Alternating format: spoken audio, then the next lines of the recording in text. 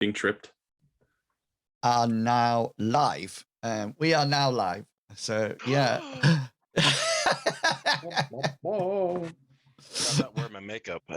Yeah, quick. I need to do shares as well. Sorry. I must say, I don't know if you remember Matt Eager. He runs. That's what's Tiger. He writes. He's a creator of Old Bone Publishing. Can you remember that adventure that you did? That you kept traveling around the house. Yeah, yes. And I survived. Yeah, that. Oh yeah. That's him. Anyway, he wrote in the. Oh, I can't find it now. He wrote about your locks, Mr. Captain. Oh, really? Yeah. He said that you are growing some impressive locks, I think he said, or something like that. Which tell him thank you. Yeah. I'm trying to find where he put it actually. But he was really impressed. That was it. He saw the video of you, Mr. Pickles, and your wonderful parrying. That to this day, I do not believe that actually happened. I honestly don't know how it. The planets were aligned for that one. That was an impossible endeavor, but somehow it worked out. It was somehow quite amazingly that actually worked. It was pure genius and well deserved. Yeah, well deserved. I was just quite shocked when he kept saying, "Can I parry? Can I parry?" I just imagine Mr. Bartleby going, "Yeah." Yeah, and now that's I think it's changed him forever.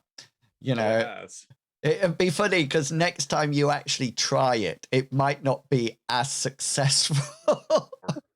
Or successful at all. Yeah, yeah, that is true. Anyway, hello everyone. Hello, welcome to episode 7, I think it is, of Tackling Insanity.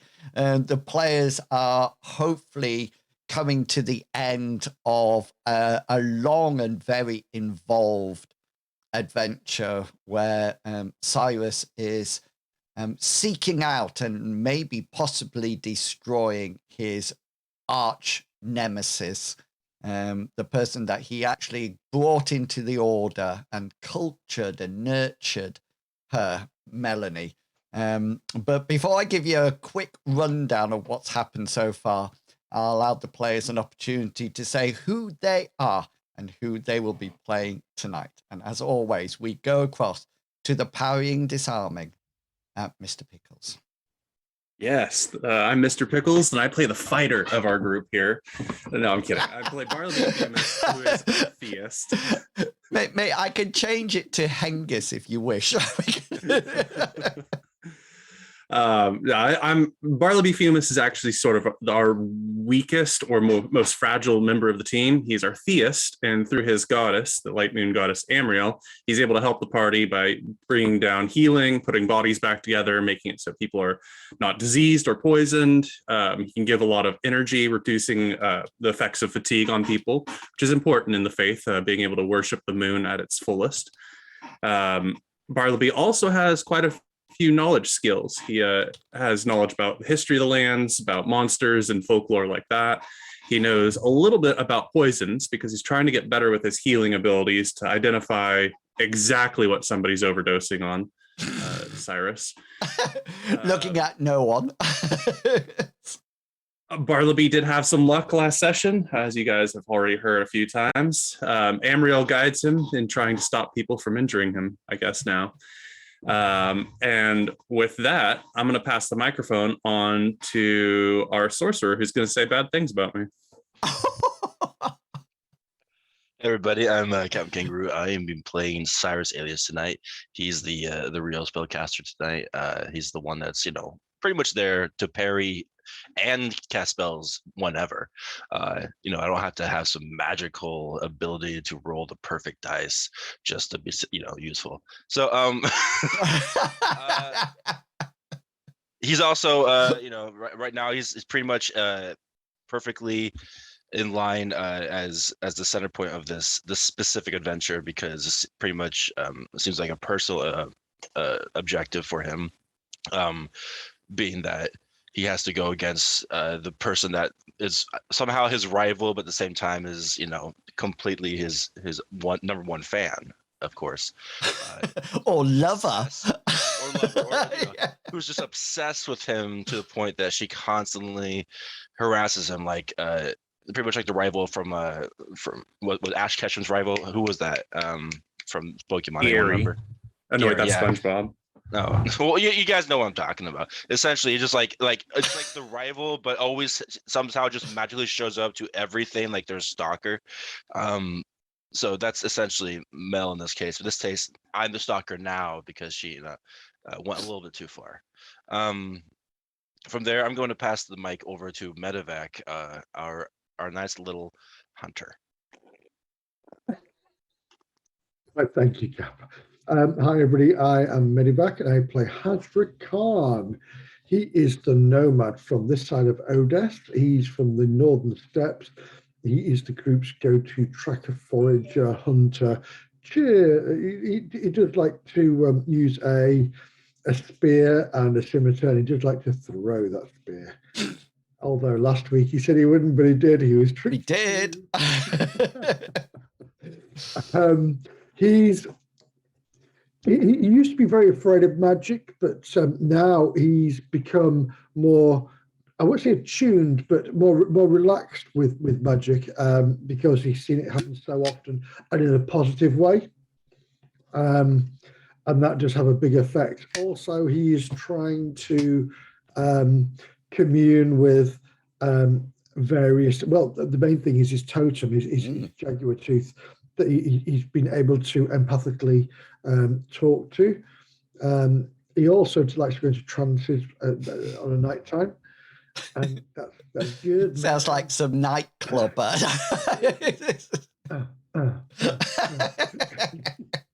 Yeah. So yes, he's a member of the Brotherhood, which you should know about if you've been watching this, but they do keep a track of all the goings on in all the biomes and a constant historical record of everything that has ever happened.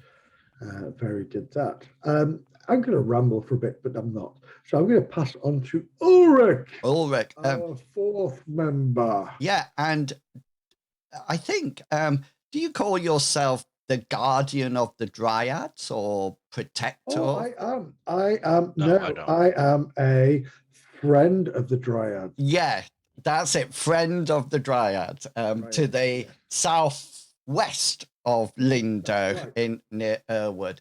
A wonderful group of people. There is a fourth member of the party, played by myself, since they lost their tank. So I popped one in, so we can continue. Because tanks, because you've got to have two tanks. We got to have two tanks, and Bartleby's sort of like the main tank, and Ulrich's like the off tank. Need a backup. A backup, just in case, just in case, I mean, obviously Bartleby can carry on fighting even with two legs chopped off and an arm, so it's in desperate need. Ulrich comes to their aid. He's a very interesting character, and every week I let out a little bit of a secret about him, although I do believe that last week you all missed it. Something happened last week, and I'm sure that you all missed it. I gave you a piece of information about him. But anyway, we'll see. Check your notes. So yeah, the party, Cyrus has brought the party together to hunt down Melanie and her partner in crime. And the only thing that the party knows about this her partner in crime is that he wears black and he's male, and that's about it. They have really been. Sorry, were you going to say something? So we assume it's male. We don't. Well, yeah, yeah. Surprise! Do you know, Cyrus? I was just thinking when you were giving your speech, your introduction, how brilliant it would have been if we get to the last battle and everybody's lined up, and then Cyrus just walks across and becomes friends with Melanie, and no, that would be awesome. Yes. yeah, Think of his goddamn speeches about. I just thought that would be a brilliant thing. I'm going to keep that for later sometime. Although it has happened before. If you remember in Guarding the Guild Mistress, when you got when you got to the final room, the people who you thought were on your side actually were not, which I thought was a wonderful plot twist. Anyway, they have been through the mill, the party, getting to this point. They've had a wonderful cruise from Linda up to the northeast of Odessa, which is the campaign world that they are adventuring in, to a small town called Windvine. Windvine seems to be making a profit from animal products, some kind of maybe a bit of arable farming, etc. But around Windvine, there are the remnants of metal and ore, and the party know that further up to the northeast, away from Windvine, there are mountains and possibly mines that they're not too sure. Anyway, they arrived in Windvine and they've been gathering information. And despite Cyrus's exclamations that it was a trap, if this is a trap, they followed a young lad out into the streets during the night who said, quick, she is dead.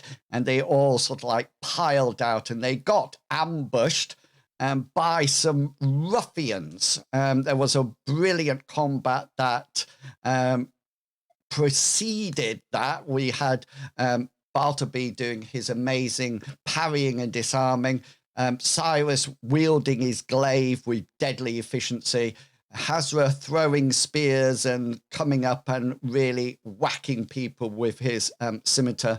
And sadly, with bleed effects on a lot of people and them dying, all of the ruffians are dead or bleeding out. And apart from one down here, which as he ran away, I think Bartleby called down the power of his goddess Amriel and shot him probably in a leg, and he collapsed to the ground. And that's where we left it last week.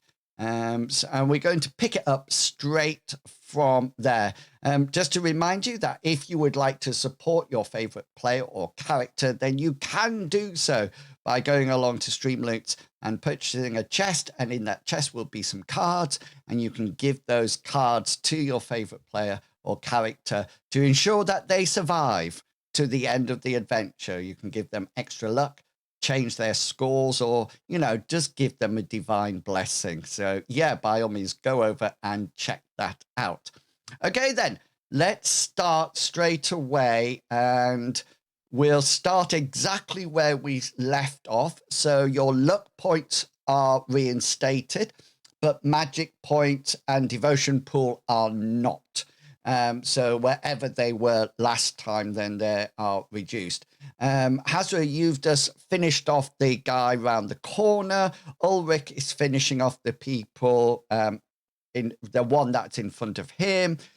Cyrus, you finished off the one in front of you, and Bartleby, you just shocked the guy who's running away.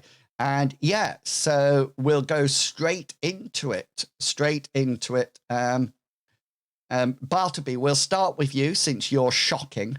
Yeah, you shock him and you see your quarry, your victim fall to the ground. What would you like to do? Bartleby would start moving over there, but he'd gesture to Cyrus. Come on. Okay.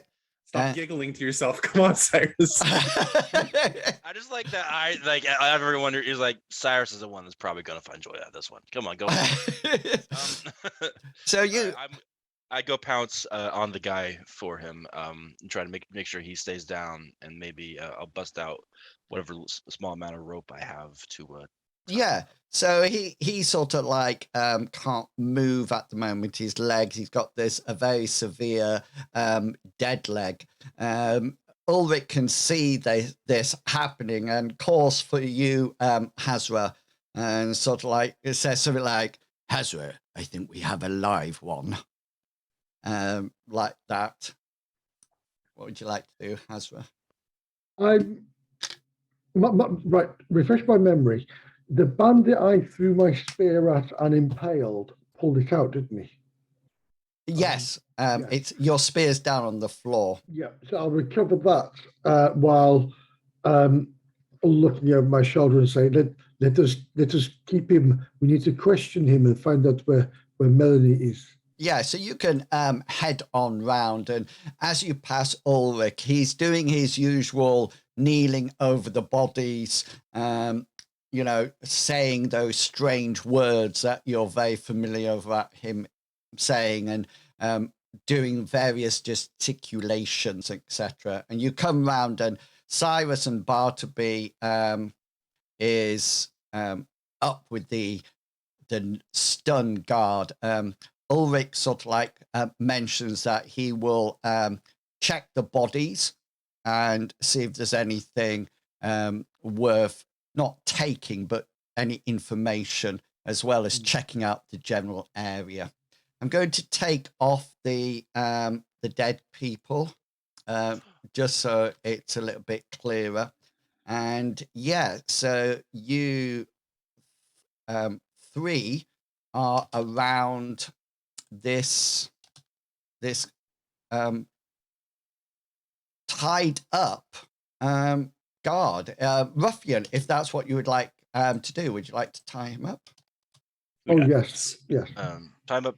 So if chop his feet off, whichever. So make this fast, or do you guys want to hang on, Cyrus, just roll your brawn skill for me so I can see how well this guy is tied up. Some good knots or some bad knots? Oh, they're gonna be terrible. He's not as Are they high. though? Are they though? Are they? He was never critical. a Boy Scout.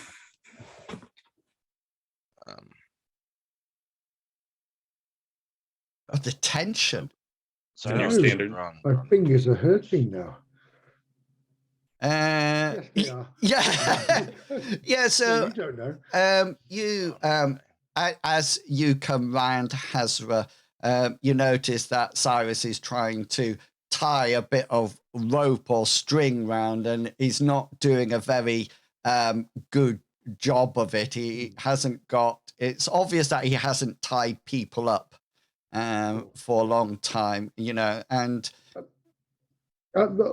he's used to being tied. Cyrus, my friend, let me show you. Let me show you how to do this.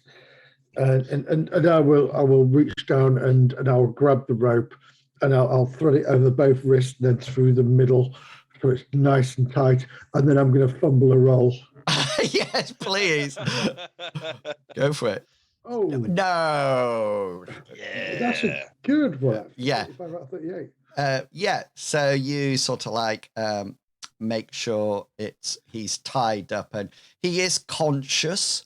He looks quite worried. He doesn't have the bravado that they had at the beginning when they first encountered you, and he's obviously seen some of all of his colleagues, all of his band go down. And you also notice, Bartleby, that every time you move slightly, he flinches, as if he feels that you're going to whack him with your club or, something similar.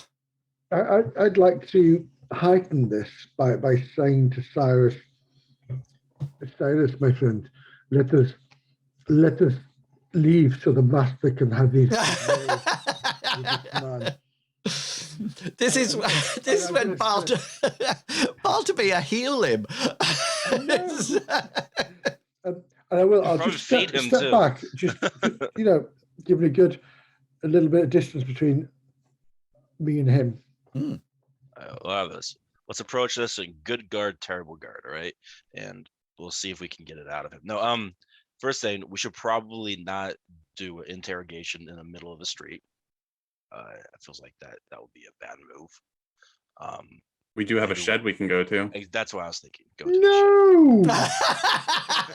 shed. Blood The whole everywhere. thing, the shed was like the reason we didn't get the shed in the first place was to protect the wife and child. Not my wife, the woman and child. Primrose and Stanley. Primrose and Stanley. Yeah. Well, you planning to retire with him or something? Never, Have a ring in mind.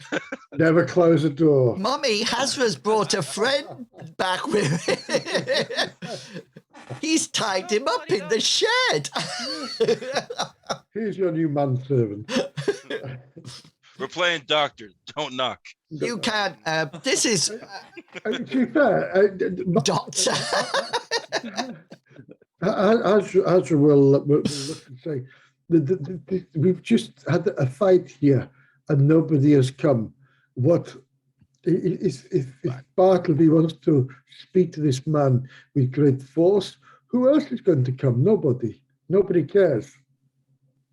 Indeed, Sadly. nobody cares about this man except for us, and that's why you're going to give us some answers. Are you going to start this one? I'm starting it right now. Okay, I'll let you lead. I'll let you lead this time. See what happens. I'm curious. Just like I just said, Bartleby says to him, nobody cares about you except for us. So you're going to give us answers. He sort of like looks up to you. He doesn't seem to move his mouth much at all. He just sort of like looks up to you and sort of like nods his head almost like furiously, as if to say, yes, yes, yes, yes. But no words escape his mouth. He's obviously in awe of the power of Bartleby. Tell us who sent you to start off with. Why'd you attack us? Yeah, so you can make your influence roll now. Yeah. It's going to be an easy roll, and he'll match it with his willpower, which for him is going to be hard, because he obviously is in a really bad place here, and he's seen the majority. So his is hard and yours is easy. He fails his role completely and sort of like nods. What was your question again? Tell me the question again. I want to know who sent him and why'd they attack. Yeah, he sort of like says, we're just not like normal thugs. He hired us and said that if anybody was to come in, that new people that looked new or maybe different, that we should deal with them. Were you planning on killing us? I wasn't. They were. I actually said no. No, we shouldn't kill you. We should just scare you. Boo, like that. How much did they pay you? Just a couple of silver. So you guys would kill people over a couple silver? Just roll your insight. Oh, I got an 11. Just 1 second.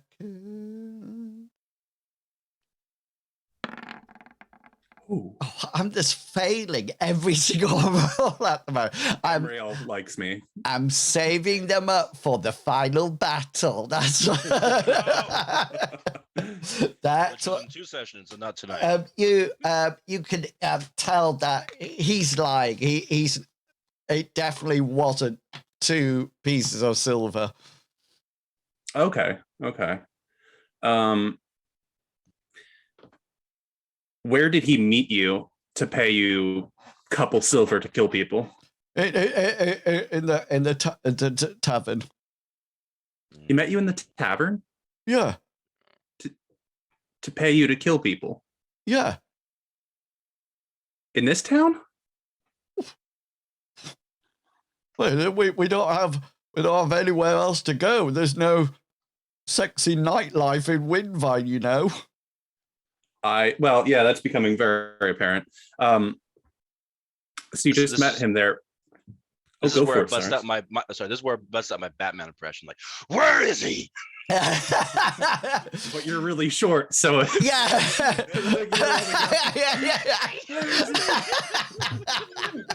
Where is he? I've got a chipmunk voice somewhere. I don't know if you hear my chipmunk voice, but they will.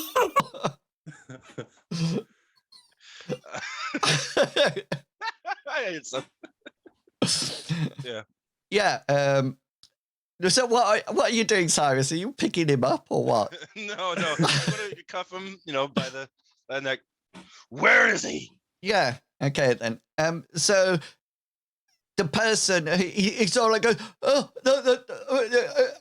he's not here anymore. where did he Who go? is he? He's gone back to his domain. Why is he not?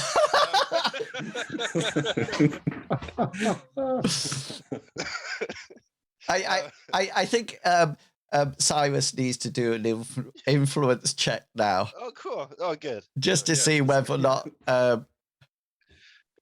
the thug is scared of the small person with that. That's right. Who's Cyrus ate his Wheaties this morning. who's the person? Face and he's like, no, I'll tell you everything. Who's the person who's rolling? That's our. That That was eager. that was actually from what you talked Yeah, about. it was. the house thing, yeah. Yeah, he sort of like shrinks away from Cyrus as well, which is, quite a feat since Cyrus is quite small, and sort of like actually moves slightly further over to you, Bartleby, as Cyrus's hair sort of like gleams and grows amber shades. And he sort of like says, he's not here anymore. He's not here anymore. Okay, what about the girl then? The girl that you claimed was dead. Girl? Yeah, the little boy said that the girl was dead and led us here for you guys to kill us. We just gave him some silver and said, make up an excuse. Wait, so you gave him a few silver just to deliver a message and run around, which is the same price as killing somebody? Well, And he's the one that was smart enough to come up with a Yeah. reason for us to go out there, and his limited information is like, hey, the woman you're here for is out here, she's bleeding, come on, get us. he says, Change your career, dude. he says, I agree with the red-haired guy. You need to change your career. I think you should listen to him. He seems important. This is where I slap him. Focus. You want to slap Wait, you're him? slapping him for saying that you seem important? It's obvious. What's obvious? Slap away. Give me an armed roll. Oh, nice. All right. I just want to see whether or not he dodges it. No! You break your wrist. I needed a fumble there anyway. You sort of like take an arm back and then you go to swipe him and he just goes Sorry. like this, and you do that thing that you know when you go and kick a ball and miss the ball completely, and the sort of like you're overbalanced and everything, and you sort of like stagger. Luckily, you don't fall over, but you do miss him, and the guy looks up to you, Bartleby, and he says, "I don't think he's doing this right somehow." Andrew has been watching what's happening, and he shakes his head. And stabs him with a spear. He throws his spear, aiming just for the left of his head. Which So one? I just into the wall that is next to him. You want to go for it? Yeah, I do. It's like, So remember, it'll be a hard roll because Bartleby is there as well. Oh, Yeah, you lob your spear, and it sort of like twangs into the side of the house. if he looks at me, I just want to say, focus on the questions you have been asked and tell the truth. He sort of like looks at you and says, I have. He tried to hit me. And he points to Cyrus, who's recovering from... That is not the question you were asked. So what? Who is the man you were talking to? Who's the man who hired you? What was his name? Oh, yeah. His name's... he says he'll kill me if I tell you. We're will gonna kill kill you you if I if you don't. don't. I thought I had to set up for that cliche. Just to sort of like lead you. And he sort of like says his name, and he seems to be looking around as if he feels that somebody might be. Django Fett this. Yeah, as if somebody might be watching or listening, and he sort of like, you notice that as he builds himself. What? Sorry. A red dot. Yeah. As he sort of like builds himself up to utter the name to you, you do notice that he starts to go very pale and sweats profusely. And he doesn't look very happy. And you really do think that he actually thinks even just uttering his name, he's going to die just by doing that. And he says,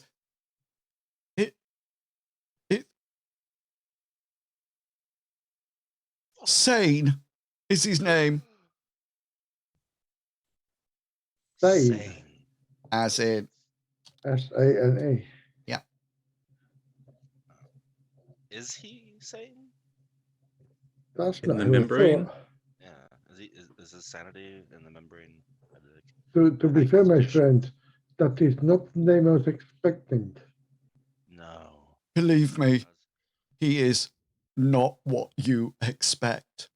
You say I was you say he expecting bad guy disappeared names, to. Sorry. He goes, I tried to focus on somebody to You focus said, on them. Focus on me. You want me to miss you again? You said he disappeared to his own domain. That seems to suggest he's not from this domain. He says he lives up in the mountains near the old mines. Right. That Right. becomes a little bit clear. He says, I have something I can exchange for my life. He says, looking at you, Bartleby. Do share what that is, because we are certainly not a band of merciful adventurers.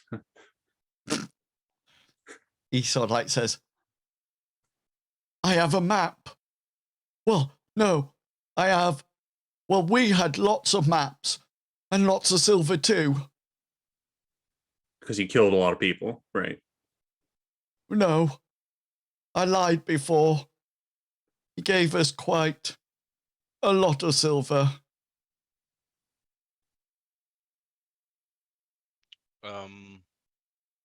Well, we have two things we can do.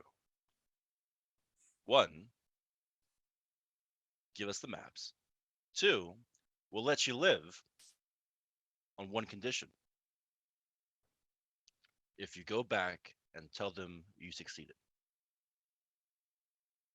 He'll know. Cyrus, I disagree with that because He says, make up your mind where you play. no, Hold on, he's team right. huddle. Team huddle. This man, when he goes back to his own domain, does he like envelop himself in like water before he goes? like a bath. Yes. No. He just walks. Okay. Oh, I see what you meant. Disappear into a bath. You wanted to know whether or not he went by a portal. Yeah. No, he steps into a puddle. Disappear. Oh, has he drowned? No, he walks or rides. Okay, thank you. Why are you so scared of him? He sort of like the ruffian sort of like looks around again, as if he thinks this person might almost like know what he's saying and knows that he's talking to you. And he says, because he is death itself. Well, Don't you Amriel need- is protecting us, so He finds it funny. Maybe you need more protection. Yeah, but I got Jesus, right? So you know, I'm good. Amriel saves. So maybe jot that down, Cyrus. He sort of like says, when he comes to you, you can see your own death reflected in his eyes. So he has pretty eyes. I don't understand. What okay, what was rolled? Sorry, hold on.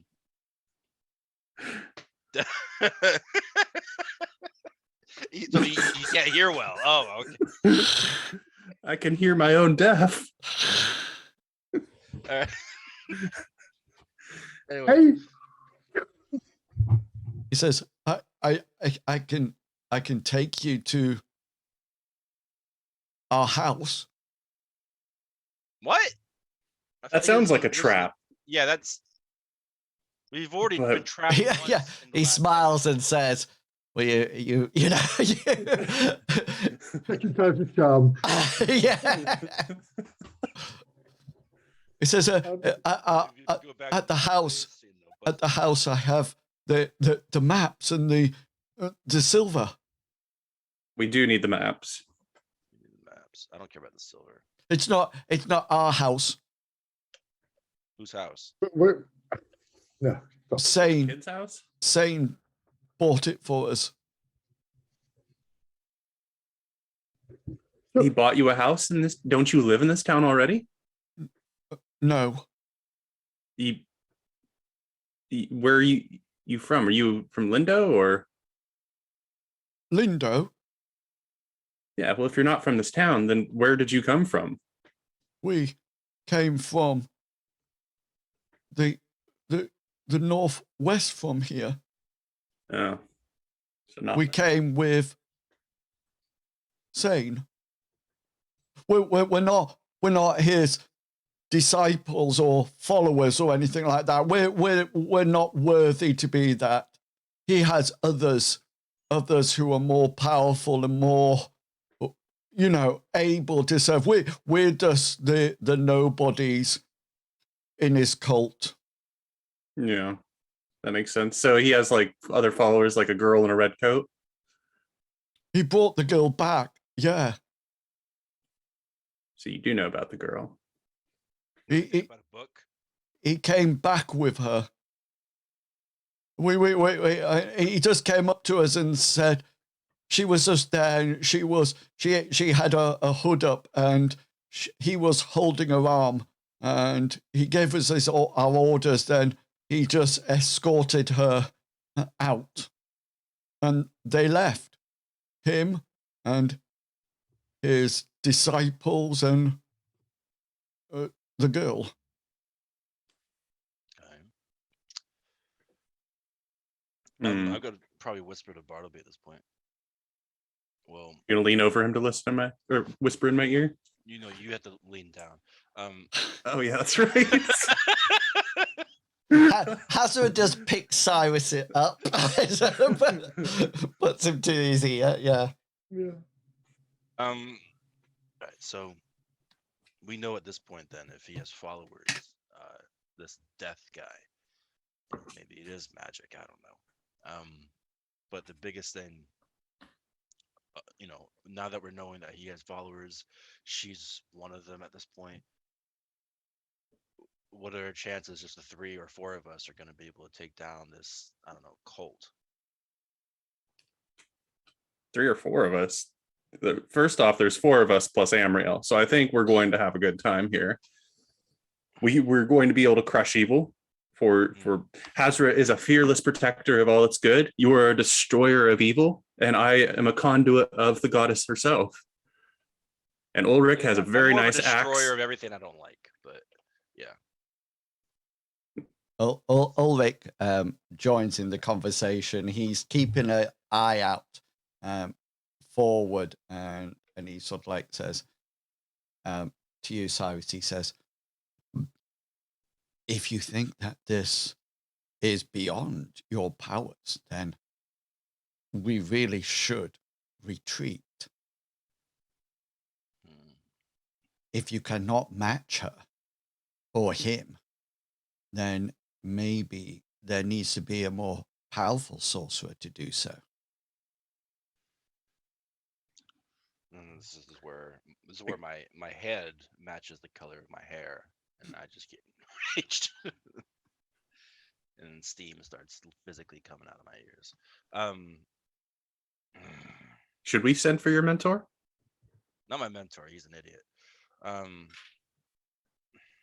But some backup would be nice if we had the time, but we don't. I myself have utmost faith in you, because when you are focused, you are forced to be reckoned with. This is not coming down to your fault, Cyrus, at all. No, it's true. It's true. When you focus on what you need to do, you are the most amazing sorcerer ever. You have done things Agreed. that I have not seen before. All right. The way your mind works is chaotic but beautiful. Nobody could predict what you would do. Bathe me in this. I love it. Yes. You were cool enough to vomit in front of the Count. Yes, I honestly feel drenched in praise, and I love it. Now, and Melanie has been a member of your order less than you have. Correct. Although you seem to think she's better than you, but she's not, because you have that innate knowledge that you have absorbed while being there longer. You know things that she does not know. She's still a novice in our eyes. She will make mistakes like a young hunter who thinks they know it all. They go out there and they get skewered by a boar.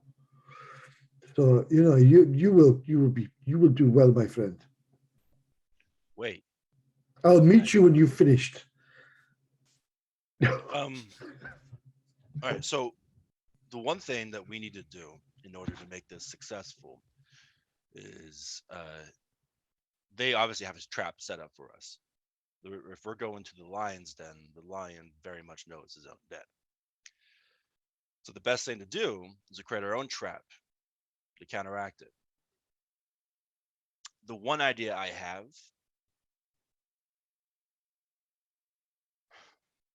let's see if I can make this work.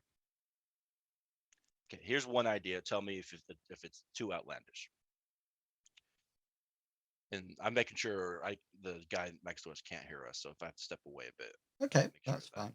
fine. Just before you say that, just to let you know, Ulrich comes up to you all, and after his little speech, he says that the other ruffians had nothing on them, a few hidden weapons, and that's all. But they all had a very crude amulet. It was round their necks, made out of twine, and it seems to be they each had like a wooden amulet, and it's been roughly chiseled and carved and to resemble a skull. It doesn't look very impressive or anything like that.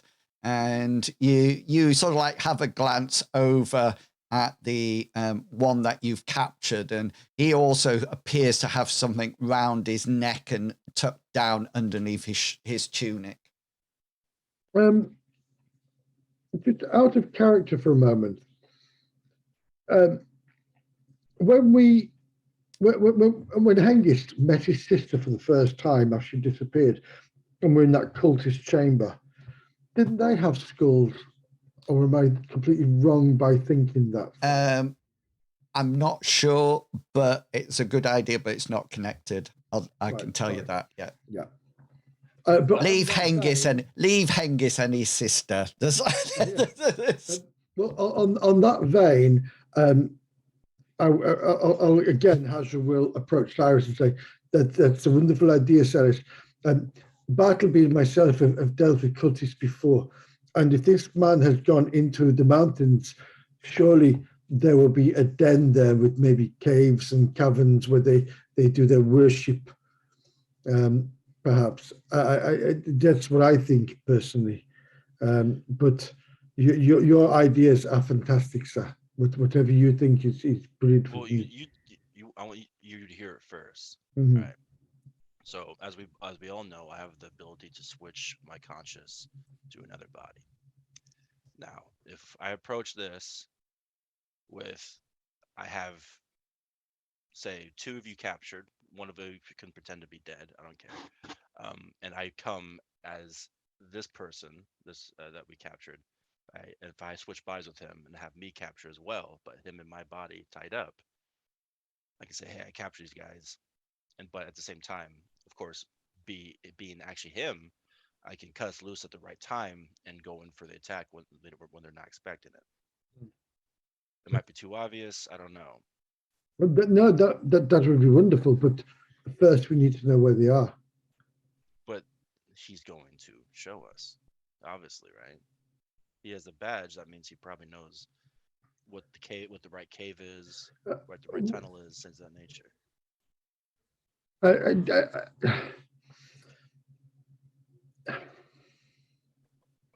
What do you think?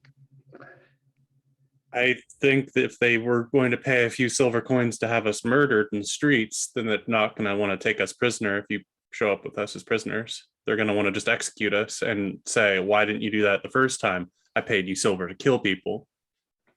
I'll gesture towards the guy as if he's part of the conversation, but he's not. Here, the guy's frantically, he seems to be very uneasy, and it's almost like jumping at shadows now, and he looks very tense. He looks like a rabbit in the headlights. That's what I'm going to pull my spear out of the wall next to him and maybe take a few steps away from him. Yeah. All right. Well, for now, as we try to figure out another strategy, again, walking to the caves and just busting through the door, I don't think is going to be to our best advantage. But maybe we'll figure out something soon. For now, let's take this guy back to his quote-unquote house and see if we can get some maps. Be wary. It could also be a trap. Okay. Is that going to be the plan? Do you want to do it tonight, or do you want to leave it till later? We should do it right now while he's still our hostage. I think so too. But what I'm going to suggest is, if he points out the house, we can go and look at it in a sense without him alerting anybody. Yeah. in case it is the see trap. what you know what I mean. mean? If he's Yeah. like, make sure he tells us which house it is before we get there, not just like walk up to the front door. Oh, it's this one. Yeah. And then we all die. So yes.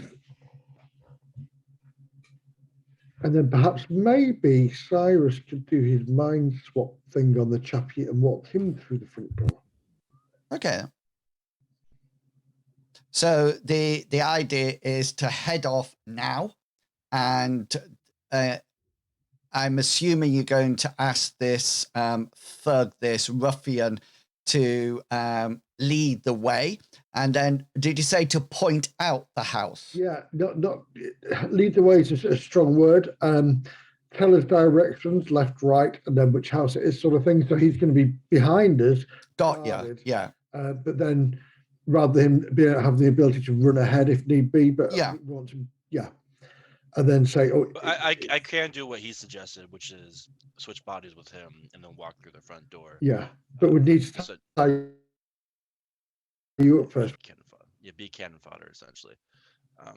How many people did we kill in the last thing? How many of these ruffians? We got attacked by 6 and we killed 5. Yeah. That's right. But don't take that Good numbers as a certainty for anything, because things can go south very badly. I just want to make sure we realize in this small town of, let's say, 1,000 people, there's in the main street. I think it was less than that. It was even less than that. And there's just 5 dead people laid on the streets bleeding out. Like, Well, they weren't even fine. from this town though. They're outsiders that came. So it's That is like true. Yeah. more foreign people. This isn't like we killed somebody's son here. We didn't kill the lumberjack's son who's a ruffian. We killed ruffians that came to this town. There's somebody's son. But not in this town. And not in Lindo. So it doesn't matter.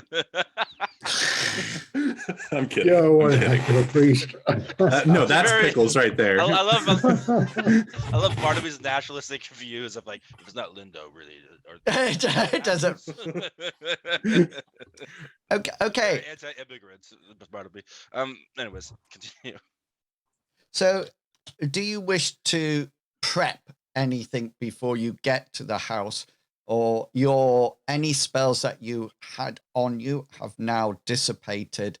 So, if there's any casting to be done beforehand, then this is the time. Or if you sort of like think it'll be fine, we're just going to a ruffian's house, then that's fine as well.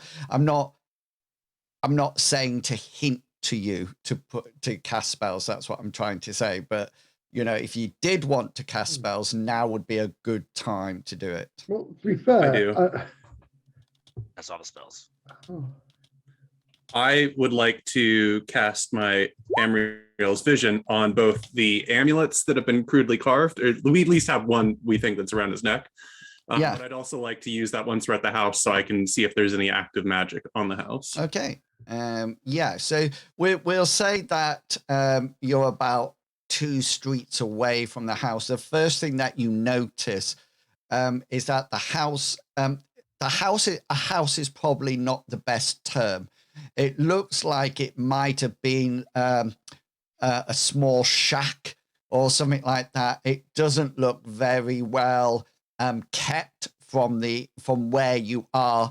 The moon's out. Amriel's blessing is shining down. You can see that it looks like it might have a stable or a paddock next to it, but there's no visible light coming from the actual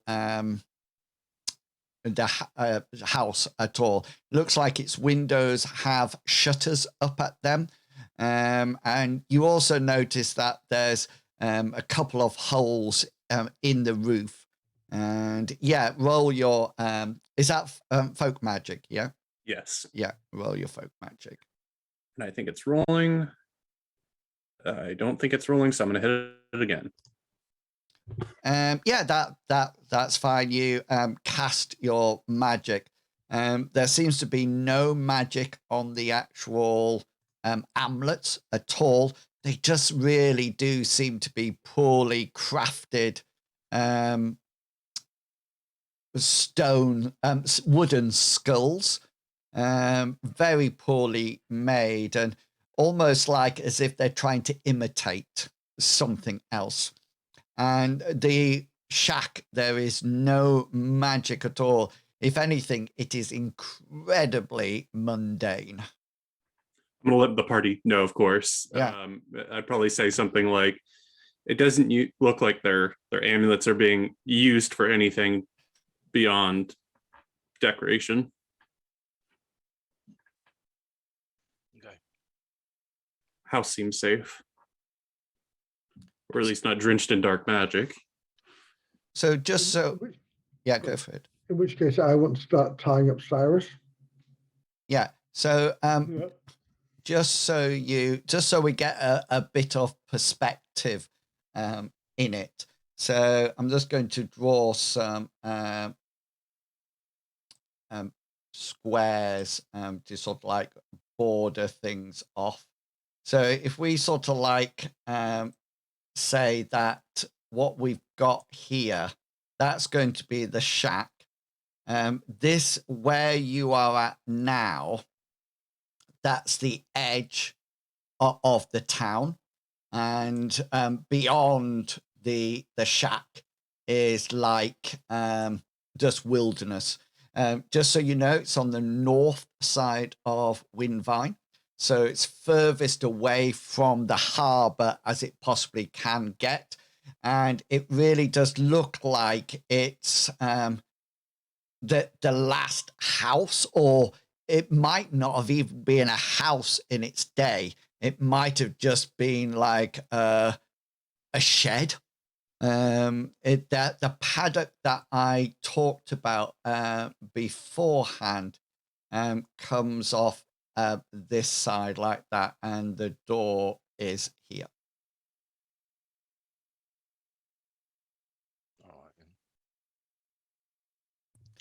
So yeah, did you say you wanted to Switch the butties. Yes. Yeah. So did you? No, what Cyrus gives you, I want to tie Cyrus up. You need your hands to cast your spell, don't you? Yeah, just hold me for now, and then I'll. Well, I'll tie your feet up anyway. Okay, yeah. Mm. There we go. Yeah. So You're willing, so I'll tie them up, and I'm sure it'll be. we don't need to worry about that. You will need to roll your brawn roll because he will body switch. So I need to know how tight it is for that thing. So just roll it, and then yeah, good roll, nice roll. Okay then. So just so we know, Cyrus, obviously you won't need to put any shaping points in range because it's just touch. How long do you want this body shift to last for? Remember, generally it starts off as your power in minutes. If you want to put shaping points in it, then one shaping point will take it to double your power in minutes. Which, by the way, that's phenomenal. How much time that is. Yeah, I mean, from combat wise. Yeah, combat exactly. Combat wise, that's like 18 fucking sessions. Yeah. Anyways, I don't need. I think 14 minutes should be fine. I don't. Okay then.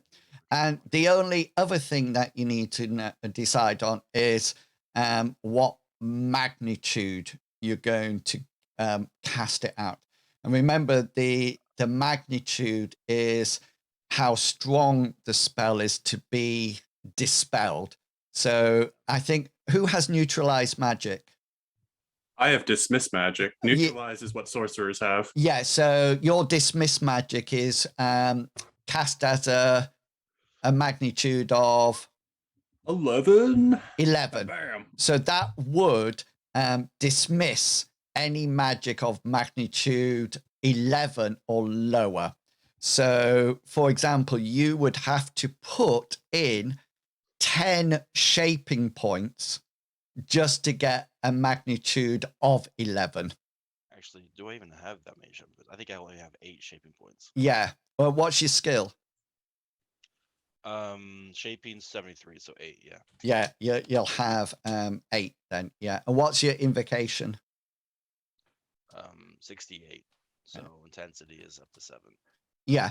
So you can actually, so it's whether or not you want to fuel more magic into it. Intensity is how effective the special abilities that you get from the spell, but with your body shift, there's no need for intensity.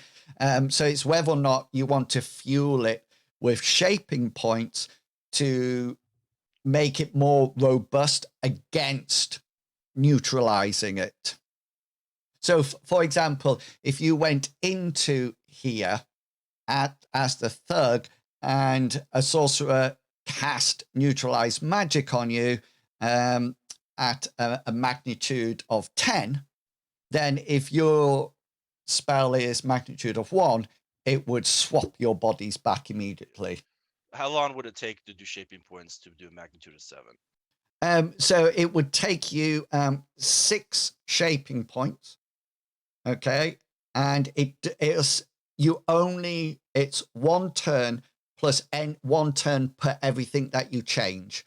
So you're changing magnitude. So that'll be another turn. So the actual time doesn't really matter in this case, you know. Does it?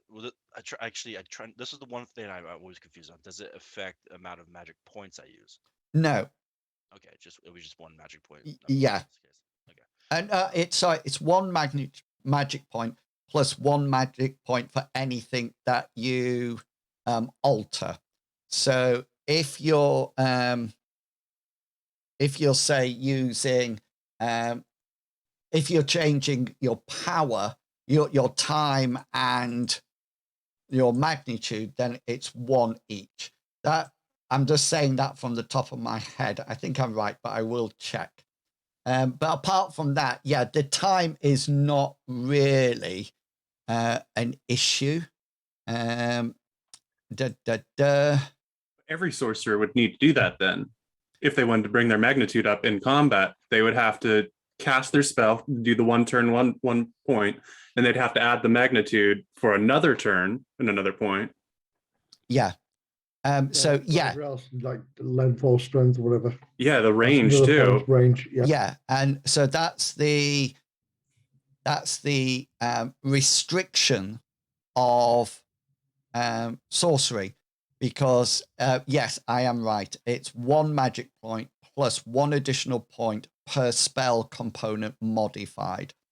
So yeah, so if somebody wanted to cast it at range, so when you cast rack, it takes you 1 turn plus another turn because you're changing range because you don't just want to touch, and that takes you 2 magic points. But the other thing, and nobody's ever done it, remember, you can actually spend shaping points to increase the number of targets. So you could actually 1 range a number of targets. I've done that. 3 turns and then send the rack out to 2 people at the same time. I've done that. I've done that against goblins. Yes. Sorry. Yeah. And even better, sorcerers can combine spells. Yeah, that's the one. Well, that's the one I've been slowly working towards, because there is I forgot what it's called, but there's a spell in which I can put like the physical resistance, the spell resistance, and a whole bunch in just 1 spell. Yeah. Which would essentially put a bubble on all of us. Yeah. So you can literally increase the target. Range is set at touch, but if you increase it again, and then combine the spells. You can actually combine up to 11 plus spells all at the same time.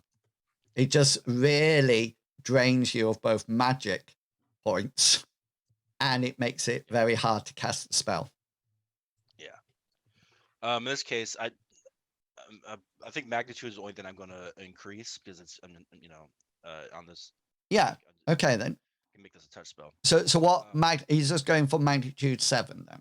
Yeah, I just go to highest magnitude I can go. That's cool. So time doesn't matter, but let's just roll your invocation just to know whether or not you crit or fail and use more magic points or less magic points. That's all we're looking at. Oh, nice. Nice. So a critical success. This spell works, Cyrus is on fire. but only half the magic cost is expended. So it would have cost you 2 magic points because you're changing the magnitude, but therefore you only lose 1 magic point for it. I now somehow remember all this person's bad memories. Yeah. So Cyrus sort of like swaps bodies. And the first thing you notice, Cyrus, as you enter this body, it's a little bit more beefy than your normal one.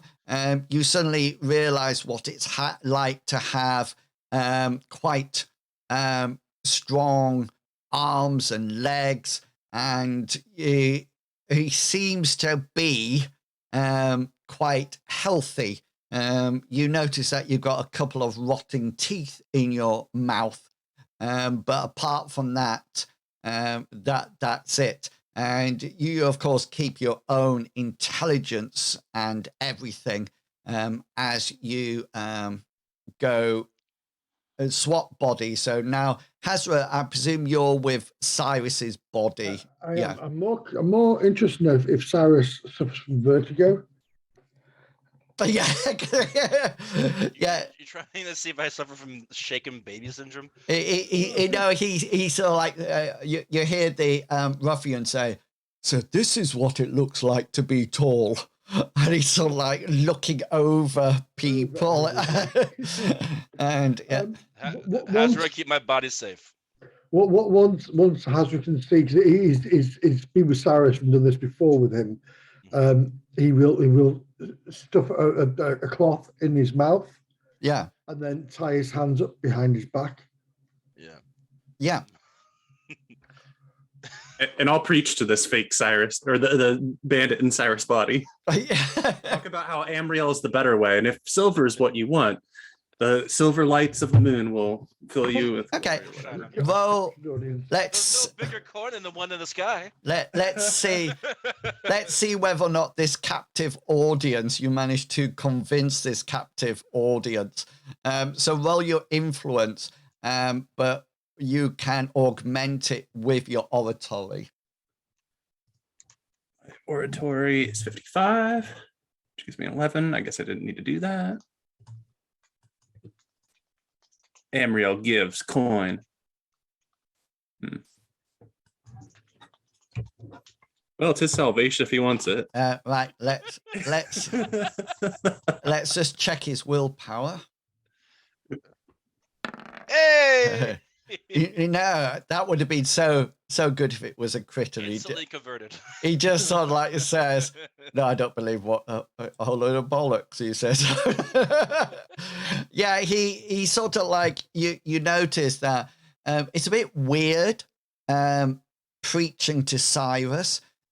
He doesn't seem to have that intelligent glare back at you, and there's a bit of spittle oozing out, dribbling out of his mouth where Hazra has gagged the person, and he sort of like fixates on you, and you can almost like hear him go, yeah, you know, or something like that as you rattle on.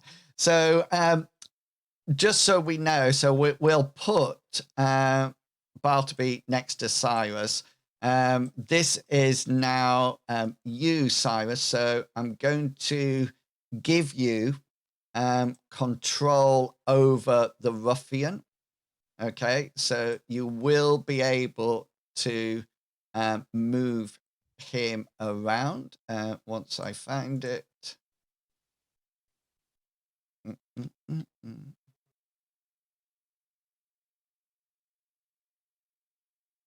Well, if this is successful, we can do this every time. We just have one of the people we just don't kill, essentially disarm all of our booby traps. So the other thing that I do need to know is, I just can't find. I thought it was in his edit, but it's not. I just need to know what you would like Ulrich to do, and also what Hazra you're going to be doing. I'm going to keep watching over Cyrus while also. I still think that Sniff is involved, so I'll be watching the rooftops and any dark corners. But in the same breath, I'd like to move. Where are we? If I can interrupt really quick, Ulrich and I can watch over Cyrus's body. If you want to get on the roof, That's a really good idea. just if you want to go on a roof, I know you. No. Hazard on the roof. Bartleby, keep preaching. Ulrich, stop being so creepy. Yes. No, we want him to keep being creepy, so this guy doesn't try and break free. Because I'm not going to be able to stop him. But Ulrich has a very nice axe. You just lay on him, really, at this point. With that, I will try to climb on the roof to the south of me. Yeah. I've got a good vantage point around the area. Yeah, so just roll your we don't have a climbing skill. I don't think it's normally athletics. Yeah. Oh yes. Good. You just sort of like use your spear as some kind of a pole vault and just sort of like launch yourself up and do one of those superhero landings. But softly. Yeah, softly. With your spear out to one side like a staff or something like that. And you land on it. Yeah. Okay then. So Ulrich and Bartleby, you're going to keep with Cyrus's body. You should be able to move that token now, Cyrus. No, I am not moving. Just my own token. It's okay. You can move it. Just move it up. We don't have to break down. It says it can be. It says it can be edited and controlled by Captain Kangaroo. Let's put you in there as well. Oh, now I can. Yeah. Cool. Yeah. Okay then. So yeah, it's up to you now, Cyrus, as the thug. And you sort of like start off, and it sort of like takes you a while to get the gate and sort of like right, and sort of like you're not used to these powerful muscly legs that are underneath you, and you sort of like soon adjust and become used to actually walking. And as you get closer and closer to the door, you do notice that it doesn't seem to be, well, the first thing that you notice is the window shutters are not shut. They just seem to be pushed to, and one of them is hanging off its hinges. And then as you get closer, you do notice that the door is slightly ajar as well. It doesn't look like, it looks like the door's intact, but not very well situated in the frame. Your general opinion is that this is a very, very crude house. You know, it doesn't look like it would have cost a lot to maintain. Hazra, it's not as good as your cabin at all. You know, yeah. So and it really does look like it's about to fall to bits. Yeah. All right. I'll enter through the gate and try to go through the back door. Yeah. And see what happens. See if Okay, so you go round the paddock to the back of the house, and there's 2 windows there. Let me just check. Yeah, there's 2 windows there, but that's it. was about to sneeze. I can't do it. All right. Maybe I should, since the windows seem to be flapping open, maybe I just climb through the window. Yeah. Okay then. So you climb in one of the back windows. There's, as you go around the corner, there's the first one or the second one. So one's is sort of like there and one's sort of like there. Which one do you want to climb through it? So I know which room you're going into first. The one closest to me. Okay. So I'm just going to move you.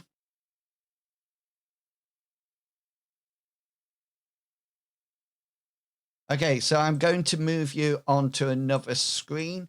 I don't mind you all seeing it because I know you're fantastic role players and will not use it. But you should be inside the room, inside the house.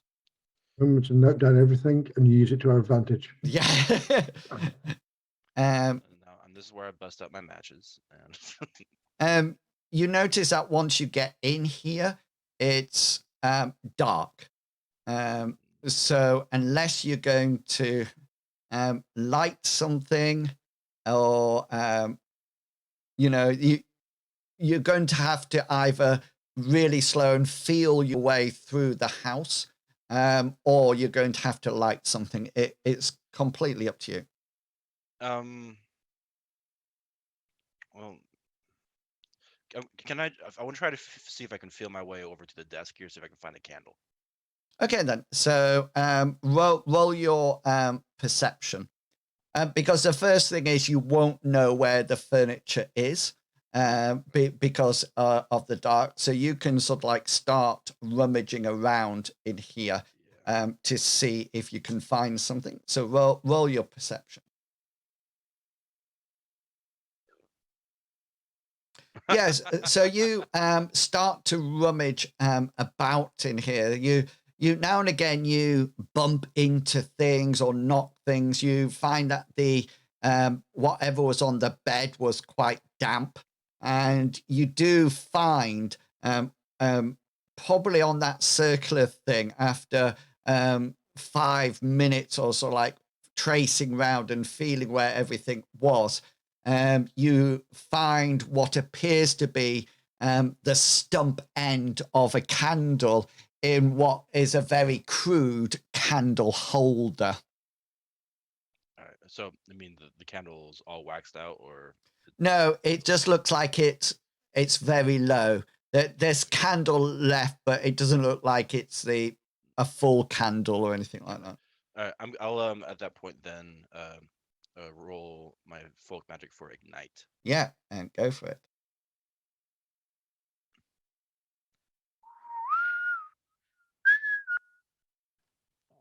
And here we go. This is where. Yeah, and you click your ignite spell off, and it lights the candle. And you can see you seem to be in some kind of room. There's a bed there. Bed is probably an understatement. It's probably just like some kind of mattress put there and filled with what appears to be damp and aging hay or straw. You notice in front of you there, you can see a cabinet. It doesn't look like it holds anything. It looks like it's very broken, in disrepair, really, really not good at all. All right. I'm gonna then approach in here, see if I see anything. Yeah, and just so you know, Hazra and Ulrich and Bartleby, as he moves into that room, you can see the light from the candle. It's not a bright light, it's a soft light that just gives out a general warm, almost like light. Okay, this seems to be a place that you think there might have been discussions about battles, etc., or strategy. There's a couple of maps on the table in front of you. You can see that they're either rolled up, one's rolled up, and the other one's been stabbed onto the table, rolled out with what appears to be primitive. When I say blades, they just look like sharpened pieces of metal that have been whacked into the map to almost like keep it unrolled. And there's a rolled up one next to it. All right, I'm going to take the time and carefully untack the maps and try to roll them up and stuff into whatever bag this guy has. Okay, so he's got no bag on him, but you can probably tuck them into your shirt, his tunic. While you're over there, you notice that this here is not a wash basin. It seems to be a sack, and it looks like it's quite. It looks like there's probably coinage in it.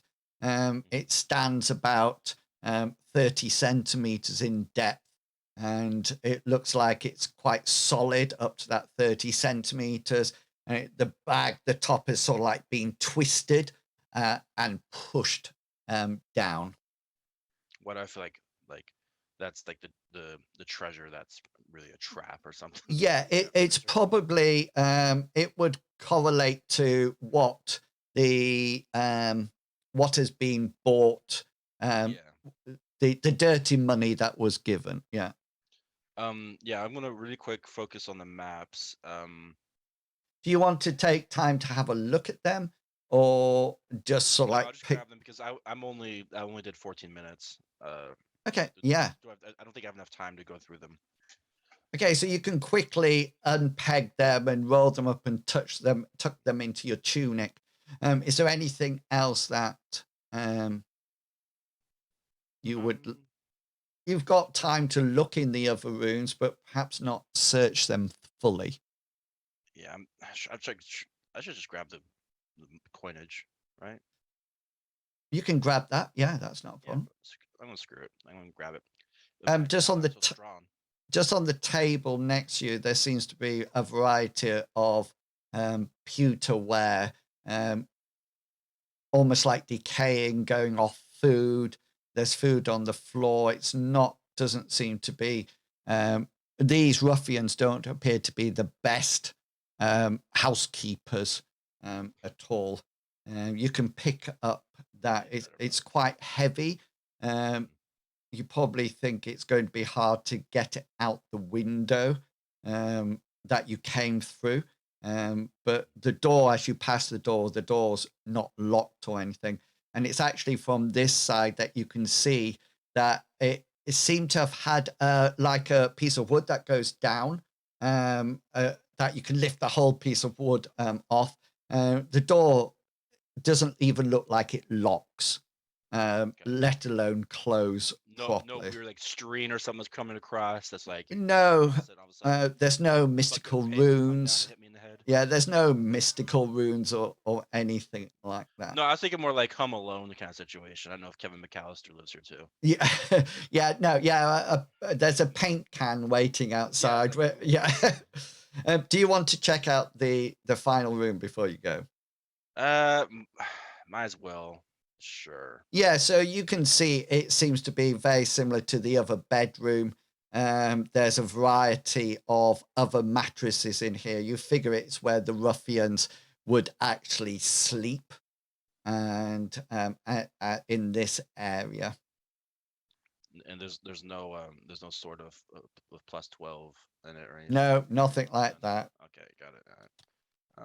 No magical dagger. All right. No, nothing at all. All right, I'm gonna go ahead and leave with the sack and maps in hand and head towards my group. Brilliant. And as you leave, can you open that character sheet? Maybe we'll find out.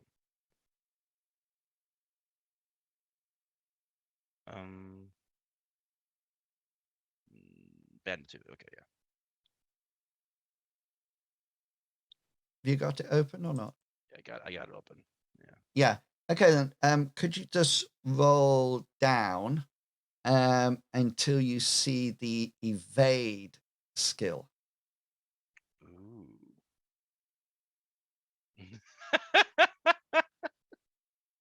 We'll see. You switch bodies, not me.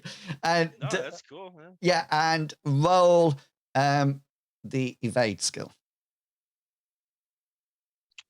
Can I just say, test drive dummy? Yeah. Sorry. There's a reason for this. Yeah, and just so you know, you're actually taking numbers off your evade skill before you actually roll it. Because somebody is very efficient with what appears to be a blade. Are As you talking like me, like over 100? yes, most definitely. And you almost like get this sudden feeling as you step out in this body that there's you almost like hear the whoosh of a blade coming from your left as you come out. So just to, I'll just move you down back to this map because we're coming out now. Exactly where he is now. Somewhere over in this general direction, there's a whoosh, and all of a sudden, this dagger, this blade, comes flying through the air and implants itself quite neatly. And it actually seems that the person who was chucking it must have some kind of special effect because it buries itself in the side of your head. It's not an arm shot. It's obvious that they had, a very precise skill here, and it comes flying across and it implants it into the your head. Well, not your head, but the head of the bandit. And it actually does a grand total of, let me just,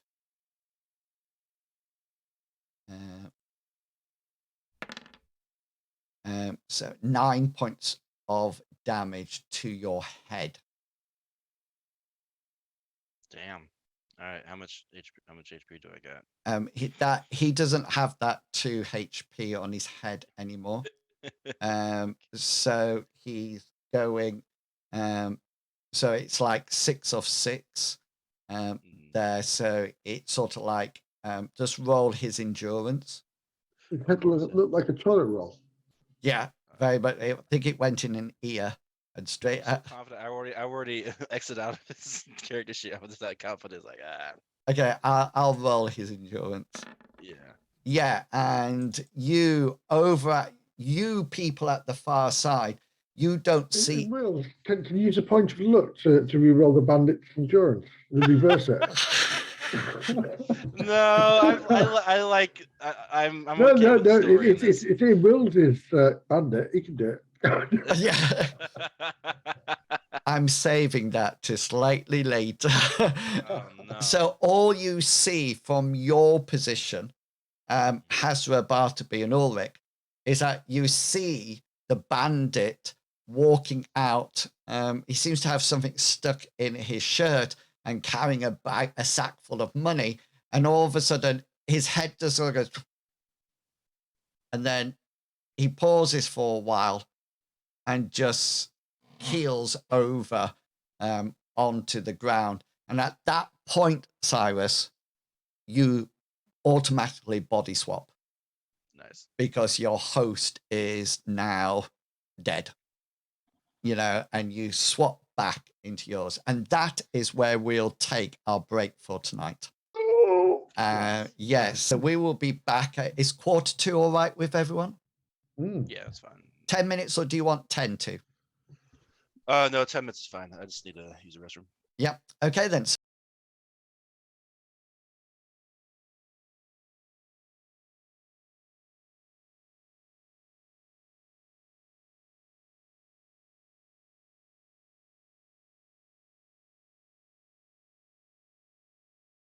Magic happen then. Let me find Mythras. Junk.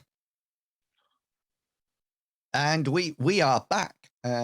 So if you are wondering, the the chat that you can see is that Mr. Pickles froze in Zoom, so we had to reboot him to get him back into the meeting. And because he's come back in the meeting, I need to quickly move everyone around because Medivac, you are playing Bartleby.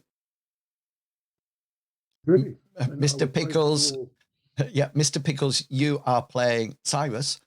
And Yeah, I hate Amber. and Captain, you are playing Hasbro. So you've all just randomly swapped.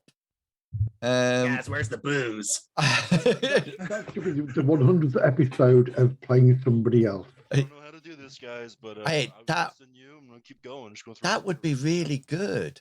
Why don't we body swap you all at the same time? We're gonna Freaky Friday us. Yeah. Oh, that'd be fun. That'd be fun. Thing. Well, you do that. It's you who started the Freaky Friday, Captain. Can I just? I don't know. Nothing to do with me. You Jamie My Lee favorite Curtis, thing you. is when I Freaky Friday and I have to like change up my voice and like, hello, love, just talk a lot this now. That's quite a good accent, that for French. The nice French accent. Okay, so Cyrus, in the body of the bandit, leaves the house and gets struck in the side of his head by a very precise knife blow.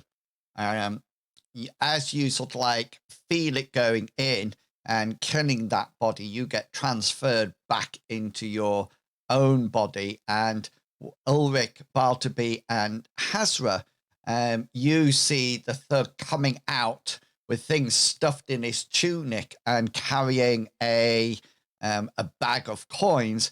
Then you just sort of like see him stop abruptly and then fall down to the ground. Yeah, and so we'll go from that point. Cyrus, you can. Let me go! Let me go! Bad free! Ulrich says, "Noisy little ruffian, isn't he?" It's hard to tell the difference sometimes. You stupid trick! Let me go!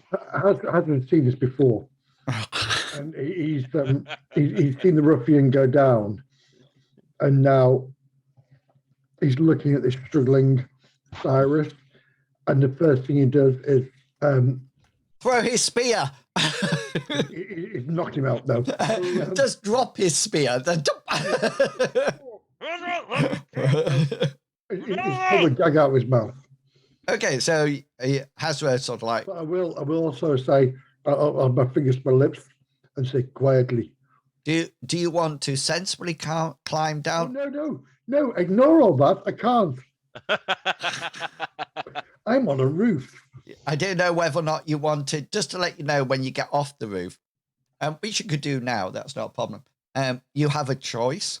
You can either just climb down normally and have no roll, or you can get down stylishly, roll an athletics roll, and if you get it, you land superhero fashion. You're just trying to pique my I always my theatrics. what's the word? Yes. Bravado. I'm going to fall for it. Yes. Just to let you know, just to let you, just to let you know, if you fail your athletics roll, I shatter my kneecaps. you fall and you don't get the landing right, and you just sort of like fall face down or something. You don't take an injury. My spear. Yeah. No, I'm not going to come down because literally as it is happening, he's walked out. I'm still on the roof. Yeah. And the more important thing for Hazra is, where has this blade come from? I know it's not Cyrus that's died because we've done this before. Yeah. So there's no conflict there. And I'm just trying to see where this attack has come from. And that is Hazra's primary focus is, where is the danger coming from? Nice. Roll for me a hard perception roll. Oh, yes. Would you like another one, sir? That was, so people are watching the stream. The star means it's a critical. So it's a critical success in this case. Second time. So because it's a critical, and only because it's a critical, I'm going to give you a little bit extra information. So off to the right, where the knife flew in from, you notice you're looking across the darkness, but the moon's out, and there's something very strange there, Hazra. There seems to be another patch of darkness. It's a patch of darkness that seems to be lingering there, almost as if it's mist, almost. But it appears to have almost like a spherical shape to it. And when you look over it, the moonlight doesn't penetrate it at all. And it's just inky black. And as you sort of like look at it, it looks quite unnatural. But as you look at it, it slowly starts to dissipate, a bit like fog. But as it falls, it's just sort of like rolls away and then is gone. No figure there, no person, no nothing. No, nothing. Do you have Streetwise? No, it's one skill I don't have because I'm not. Oh yeah. Do you have stealth? I do have stealth. Roll that for me. We'll see whether or not you can get a little bit more explanation. Do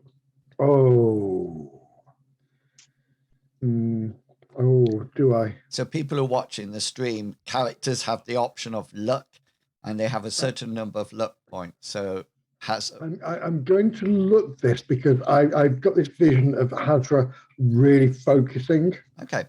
And in the same breath, he will hold on to his totem. Yeah. And read. Yeah. So you're just going to reverse the numbers using a point of luck. Indeed. Yeah. Yeah. Okay then. You've seen this trick somewhere before, and you're not too sure where, but you remember it in a case that maybe hunters in the wild or on the streets or ruffians or assassin or something.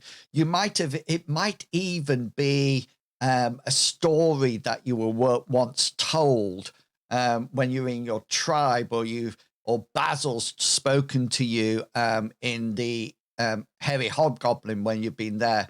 And it's almost like, if I tell Medivac what it's like, you'll get it a lot easier. It's a bit like a flash smoke grenade. Oh, gotcha. Yeah. When somebody wants to escape. Yeah. It's almost like surround themselves in inky blackness. And when people are looking at the black, slip away from behind it because they can't see through it. Gotcha. Yeah. Brilliant. Yeah. So, Baltaby, I presume do you wish to untie Cyrus? Yeah, after I've pretended like I don't get what he's trying to do for a little bit, then I'll untie him. Yeah. So, and Cyrus, you get untied and ungagged. You pass back to the party what you saw inside and what you felt at the moment of death, in the sense that you really did think you were dying and about to pass over and bathe in Amriel's glory. But then you switched back. You almost had a glimpse lucky for me, and of your own I'm death. We're not alone, and it looks like we were followed by something. I don't want to be. I whisper up. Did Hazard make his way down yet? Once I he's know still there's on the no roof. danger, I will try to come down. Properly or stylishly? Epically. No, I have no flair. I will come down Oh, properly. a chicken runs across. Just going. It's just. So just so you know, I could. There you go. So you get off the roof. Yeah, what would people like to do? All right. Hazard, what'd you see? Did you see any intruder? Anyone with a knife? They will know we are here. I've just seen the most amazing, spectacular display of disappearance that I've not seen since my youth. Just, I saw your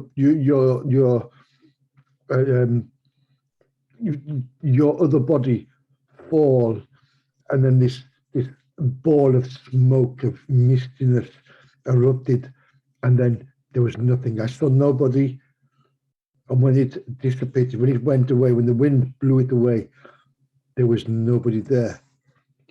It's something that I've seen, or no, I have not seen myself before, but I've been told about where a hunter, if he's been tracked by a ferocious beast, would throw something at the floor and it would envelop his area, destroying his scent, so he could not be tracked. So you think the threat's gone for now? Did you see where it went? The threat has never gone. The threat is he'll be out there. He has merely moved position. Should we send the big tin can over here to go fetch the maps? He's the most likely person to survive a knife to the face. But I personally think that without the blessing of Amriel, there is no positive. There's always a chance that this skill involved. From what he put a dagger through the head, not in the head. Oh, Ulrich turns round to Ulrich turns round to Cyrus and say, "I am more than happy to go and retrieve if need be. If you are not hold able, your thought. I might need you for something else. if you're not able to do it yourself." Ooh. Yeah, You're I'm not pretty gonna do it acrobatic, again. Cyrus. I already sacrificed myself A today. little right? mini Yoda. When we do something like front flips, I'll be there, and then back flips back.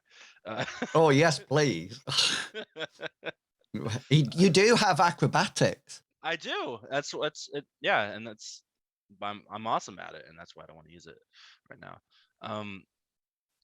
What about you, Bartleby? You thinking you're you want to use your blessing really quick? Do you think your blessings will outpace this person's ability to throw a knife through your face? I We don't need know. those maps. Yeah, then what's wrong with Ulrich going over and grabbing those? He's got very dense armor on. I'm pretty sure a dagger is going to deflect off, unlike that spongy ruffian who was wearing a naked neck. Yeah. It's All right, true. go. All right. Whatever we do, we need to do now. Go. All right, Whatever go. you're going to do it quick. Fetch all- the maps. Go. Do you want Ulrich to do it? Is that the plan? Yeah. I'm willing to sacrifice. If Ulrich's doing it, I want to again be looking everywhere. Yeah. Because this could be another trap to drag us one person away, and then he could come and attack us. Mm-hmm. That's Hazard's theory. I'm gonna thought. if I'm gonna try to put my back to a wall or something, so that way I'm at least not gonna be attacked again. I think I'm still kind of suffering a little bit of anxiety from feeling a Yeah. go through my brain. So you instruct Ulrich to go across and get it, and well, you all sort of like sit there and watch Hazra keep. And as he's rummaging about in the ruffian's tunic and picking up the gold, Cyrus, you hear a noise. The noise of the swift flying knife coming to your exposed side in the east, where before Ulrich was protecting you. Don't worry, Bartleby, Cyrus is protecting you. Yay! No, it's all right. It's all right. I'm joking. I just. I know. I'd accepted Cyrus's fate. I actually heard Cyrus thinking about a new character then. Ulrich. I'm not Cyrus. I'm Virus. Yeah. He's a bluebird. Yeah. Ulrich comes back holding the bag of silver and the maps, and he sort of like says, I think it's wise that we leave this place. Shall we go back to where we have accommodation? Yeah. Yes, we shall. Desperate do. Yeah, absolutely. Let's go. Go now. Okay. So you make your way back through the streets, and you notice now that it's probably about an hour before sunrise. You can see that the inky blackness of the sky has started to warm slightly as the beginnings of the sun's rays transforms it into a blue sky. And there's that lovely red horizon, red shimmer over the horizon as the sun starts to rise and cast its shadows across the world. As you go in, just before you go in, Ulrich stops and he pauses for a while. What's wrong, Ulrich? And he seems to mutter something under his breath, and he finishes and he turns to you, Bartleby, and says, nothing is wrong. We may enter. What? Enter what? You're going into the tavern? Yeah. Oh, okay. I was The like, place in front of us, Cyrus. Yeah. Yeah. Alcohol yet? I was really worried there. I thought I'd misheard something. I'm just like, Yeah, and you notice that the I forgot what the lady's called. Does she have a name? bar wench number 3. Everybody's been rude to us here. I'm choosing not to remember anybody. Well, she was nice to me, I think. Except, it dawns on me. Nights in, isn't it? It's what, sorry? The what dawns sleepless on you? nights in. Right, I'm going to call her Hilda after the machinist that I've just met in Final Fantasy 14 online. So she's going to be called Hilda. Boom. Hilda Ogden. A second. Hilda Ogden, yes. The Americans are just sat there thinking, who? And you sort of like walk in, and Hilda sort of like still finishing off the cleaning, and she sort of like nods at you and sort of like says, I see you coming in late, gentlemen. Prosperous evening. Yeah, very rough night, and Who's carrying the sack? Ulrich. I assumed a big, bulky Ulrich with Yeah. his arms. Yeah. Yeah, and she sort of like says, will you be wanting breakfast in the morning? Yeah. I can't remember what accent she had, so I'm just going to go through every possible accent every time she talks. And then, Good. I think it was German. I think. Random accent generator. Yeah.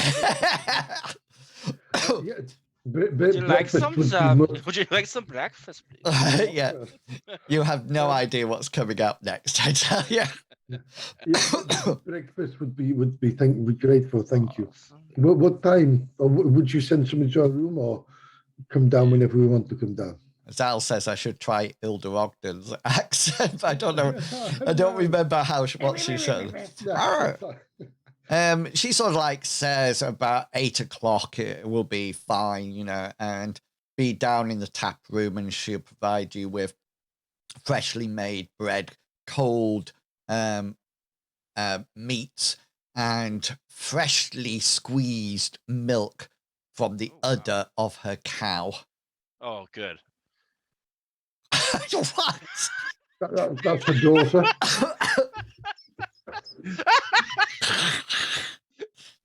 I made it fresh for you. I really don't. I'm trying to process what I'm just. That's a doozy. It's just like, what? That's a brain melter right there. Right now, but it came from my powerful breasts. No. Do you know that there's a very famous clip that's in my channel video when I say, meanwhile, back at Grandma's hole, and all husband does, he says, hole, and bursts out laughing. And then Bartleby said, he just says, oh, Grandma. It's a classic. It really is. Okay, so you go up to the rooms. Do you wish to look at the maps now or in the morning? And what do you want to do with the bag of silver? No, just keep it in here. I don't know. This silver is the I'd least. like to give it to I'd like to take so much Primrose and Stan. Yeah, so we need silver too. Well, I didn't say all of it, but some of it. Yeah, that's fine. Bartleby, give me a commerce roll. And do. Got I have a commerce formidable. roll. Yeah. Oh, I hate trade. I also have a commerce roll. I was Yeah. raised by merchants, so As people are looking in it and looking at it, Bartleby, you instantly recognize that this is not silver at all. is it wood? Platinum. It's some kind of Chocolate. pewter or something like that. It's been crafted to look and feel like coins, but there's only about 50 silver pieces on the top, and then that's it. So underneath those 50 silver pieces, there's just a whole load of pewter coins, and that's it. But there is 50 silver Actual pieces. silver. That's nice. Okay. Well, we could use this to get on the trip back. Well, let's see if it's about 4 silver to kill a man. Why don't we bribe some of these bribe, stupid like, people with these fake silver? Yeah, we can bribe 11 people to help us kill other people. Well, here's the issue, though, is the people in this town, if they're locals, they don't do things for petty coin. They've got some weird honor poverty system. And these ruffians were from out of town, though. I think we need to read through the maps tonight and figure out what our course of action is. And then that way, when we wake up in the morning, we know we just get ready and we head out. Doesn't matter when we wake up at that point, as long as we know generally where we're going, what we need to prepare for, we can sleep on it and then leave in the morning. Okay. Why it's best in this case, what I would imagine, if from what Hasbro told me, is it's best to go on the attack during the morning, because this guy seems to work best at night. The person Most definitely. Anything interactions that you had. Just so you do remember when you're sort of like busy talking about the knife thrown at the ruffians, you do remember thinking back to the docks when you were talking to the quartermaster and how he mentioned about the knife throwing. and being all in the bullseye, all 3 knives. And this sort of like, No. What? Guys. Flashback. Ooh.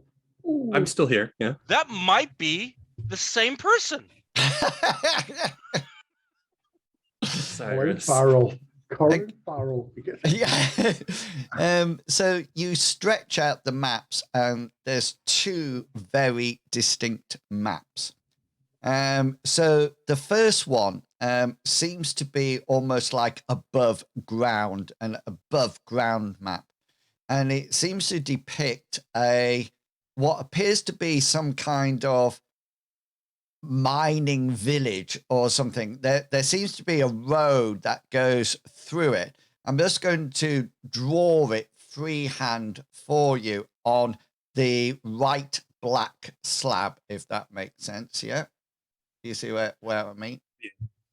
Yeah. So there's actually like a curvy road, and then what you've got is what appears to be a whole load of like houses and like this, and they seem to be all clustered around. And then up at the top, you just cluster that house down somewhere else. And then up at the top, there is what appears to be it looks like it might be the edge of the hills or something similar. It sort of like looks a bit like that. And this line sort of like goes into it. You remember seeing the spare metal around the place in Windvine, and this looks like some kind of mining settlement that might have grew up around the mines, and the town sort of or village was built here to sort of like house the workers and to smelt or to burn the coal or to transport the coal or the ore or something like that. The other map is that, sorry, on the miners map, there's no direction on it. There's no north, south, east, and west, and it's crudely hand drawn. The other map appears to be a series of tunnels. It starts off with quite a broad part of the map. So it sort of like is like that to start off with, but then it gets narrower and narrower, and then in the end it just looks a bit like that looks like a person, like single strands coming off the main tunnel. Just to let you know, if you have this map and you were in the tunnels, this is out of in game, but out of the discussion, so you know how the rule works. As long as you've got the map, then you can actually say, we would like to go to here, and I can you can actually move there. The only thing that you would need to roll for me, if anything has it, I think, if anybody had navigation or anything like that, you could roll that. But if not, it's probably just an insight roll if you got lost or anything like that to get back on track. Apart from that, there's no other markings on the map at all. And one is definitely this mining town and the entrance in, and the other one is a series of caverns or tunnels underground. Anything else that you would like to know? you obviously said there was no other markings, so there's no markings of like, hey, over in this area is No. a tunnel that leads out to the forest. No, yeah. If anything, you probably think the left-hand map follows on from the right-hand map once it enters the tunnel or the archway. I need a clarification. Just to be clear, if Bartleby looks at the maps, he also doesn't see any writing, correct? Correct. Okay. There's no magic on it at all. Oh, I just meant like a literacy kind of thing. No, there's no, and there's no words at all. It's Underlying In the same vein, are there any markings whatsoever on it? Any like trail sign? no, absolutely nothing at all. You, Hazra looking at it from the wilderness point of view, Bartleby from the literacy point of view, and Cyrus, you can see it as long as they lift it off the table and put it on the floor for you, because it's quite a high table. You're just sort of like resting your nose on it. You think it was created for idiots. Mm, If that's how we're able to understand it so easily. yeah, that's how. Yeah, Well, I will say very, very briefly, sorry, is we'll have to stop the hype jokes, otherwise Peter Dinklage will be on your back. No, I'm This could be joking. literally, or every put him on our shoulders. yeah, yeah. So you think it'll probably Balterby or all of you. Sorry, one person roll 1d100. It doesn't matter who it is. One person roll it. We're going Bartleby. Bartleby is rolling at the 100. We can do it. He's our man. If he can't do it, no 94. one can. 94. So Solid score. if anybody has insight that would be a success for, tell me. I do not. Not me. Hey, not even if I reversed it. Well, you can, if you wish. Somebody can use a point of luck to reverse the roll to 49, if that would help. Is that going to help anybody? Mine's a 40, so if we're using luck points, it would have to be for a reroll, in my opinion. Yeah, mine's quite close to that. You know what? Screw it. I'm going to use my point of luck. I'm going to go for a reroll. Okay, then, Cyrus, you roll it. Oh. Yeah, you got to roll the dice now. Not my cursed fingers. Whoa. Wow.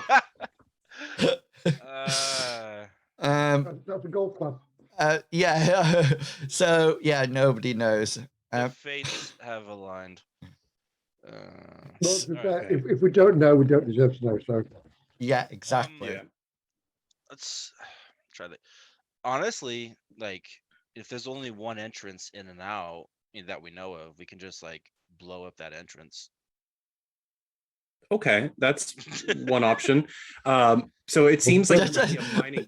Just sort of like, with what?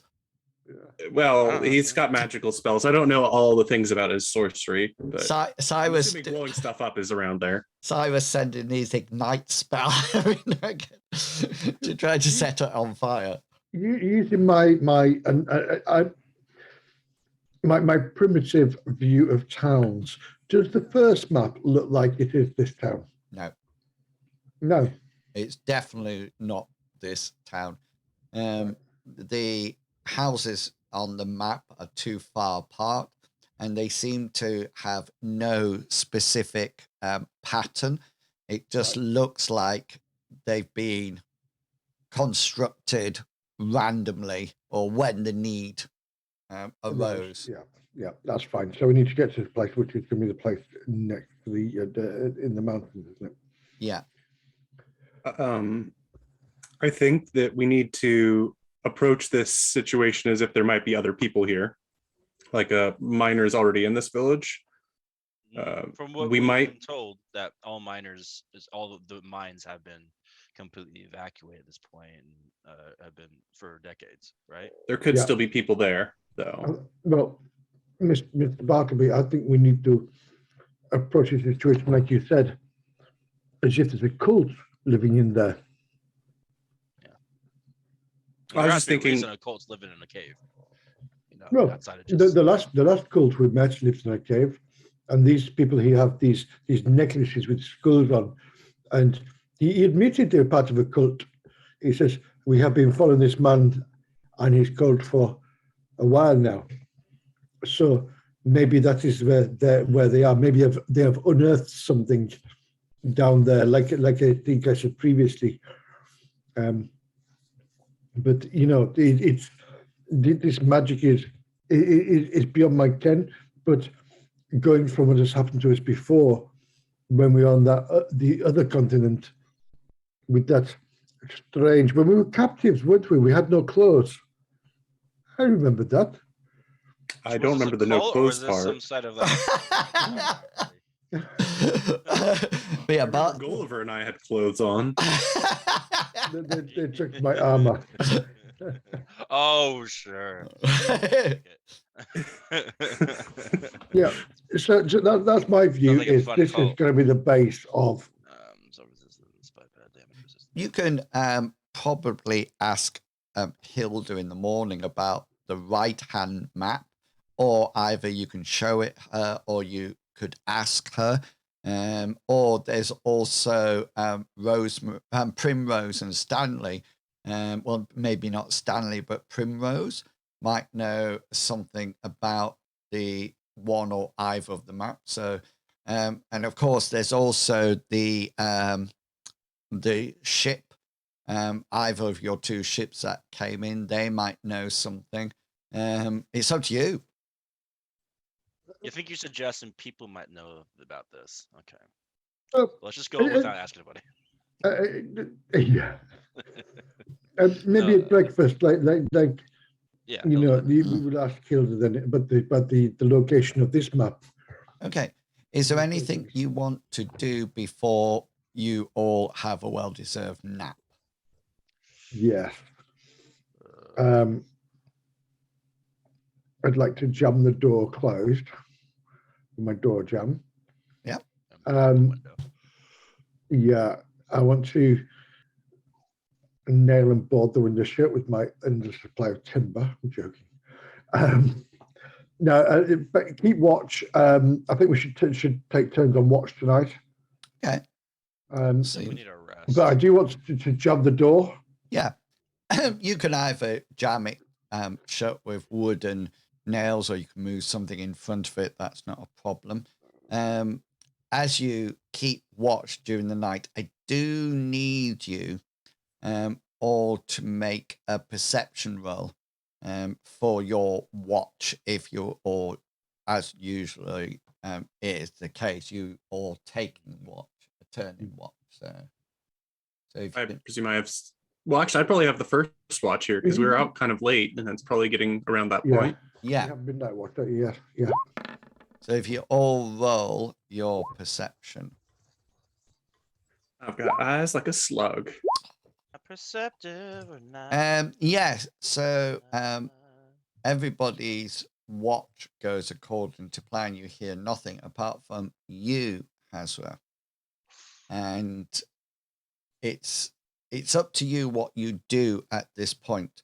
About halfway through your watch, you're sort of like sat or stood, keeping an eye on the window and the door. And you notice that the latch on the room door slowly gets lifted up, and the door tries to push itself open, but not violently, but quite quietly. But of course, it soon meets the resistance of the door jamb and blocking implement that you put there. And it's sort of like, you can see it sort of like push and resist, and then it's slowly released. And at that point, the person takes their finger off the latch or whatever, and it slowly comes back down. Just to let you, there's nobody out on the street after or anything like that. No. I possibly do think it might have been the landlady coming to see what we brought in a bag. She didn't knock. No, well, I so I'm awake. I see the door. No, I won't. I won't investigate. I won't go and see who it was. I will just go. I'll smile smugly in that knowing way that I do in the case of, yep, good call. Yeah. Just as Amriel's moonlight cascades down on Yes. you, and you smile in your righteousness. Yeah. Okay, so the next morning arrives, and everybody sort of like puts the suitable attire on, armor on, etc., and whatever you would like to put on to go down for breakfast.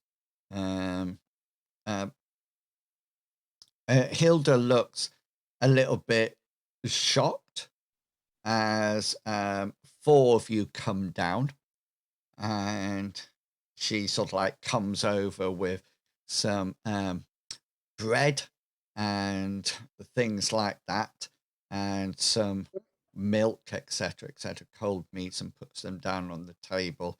And she sort of like says, "Oh, I didn't know you brought a friend in last night. That's nice." And she lays it down on the table, and she goes back to behind the bar, and you can smell bacon and everything coming through. Yeah, but let's say when she comes over to the table, that might be a suitable time for you to quiz her if you wish.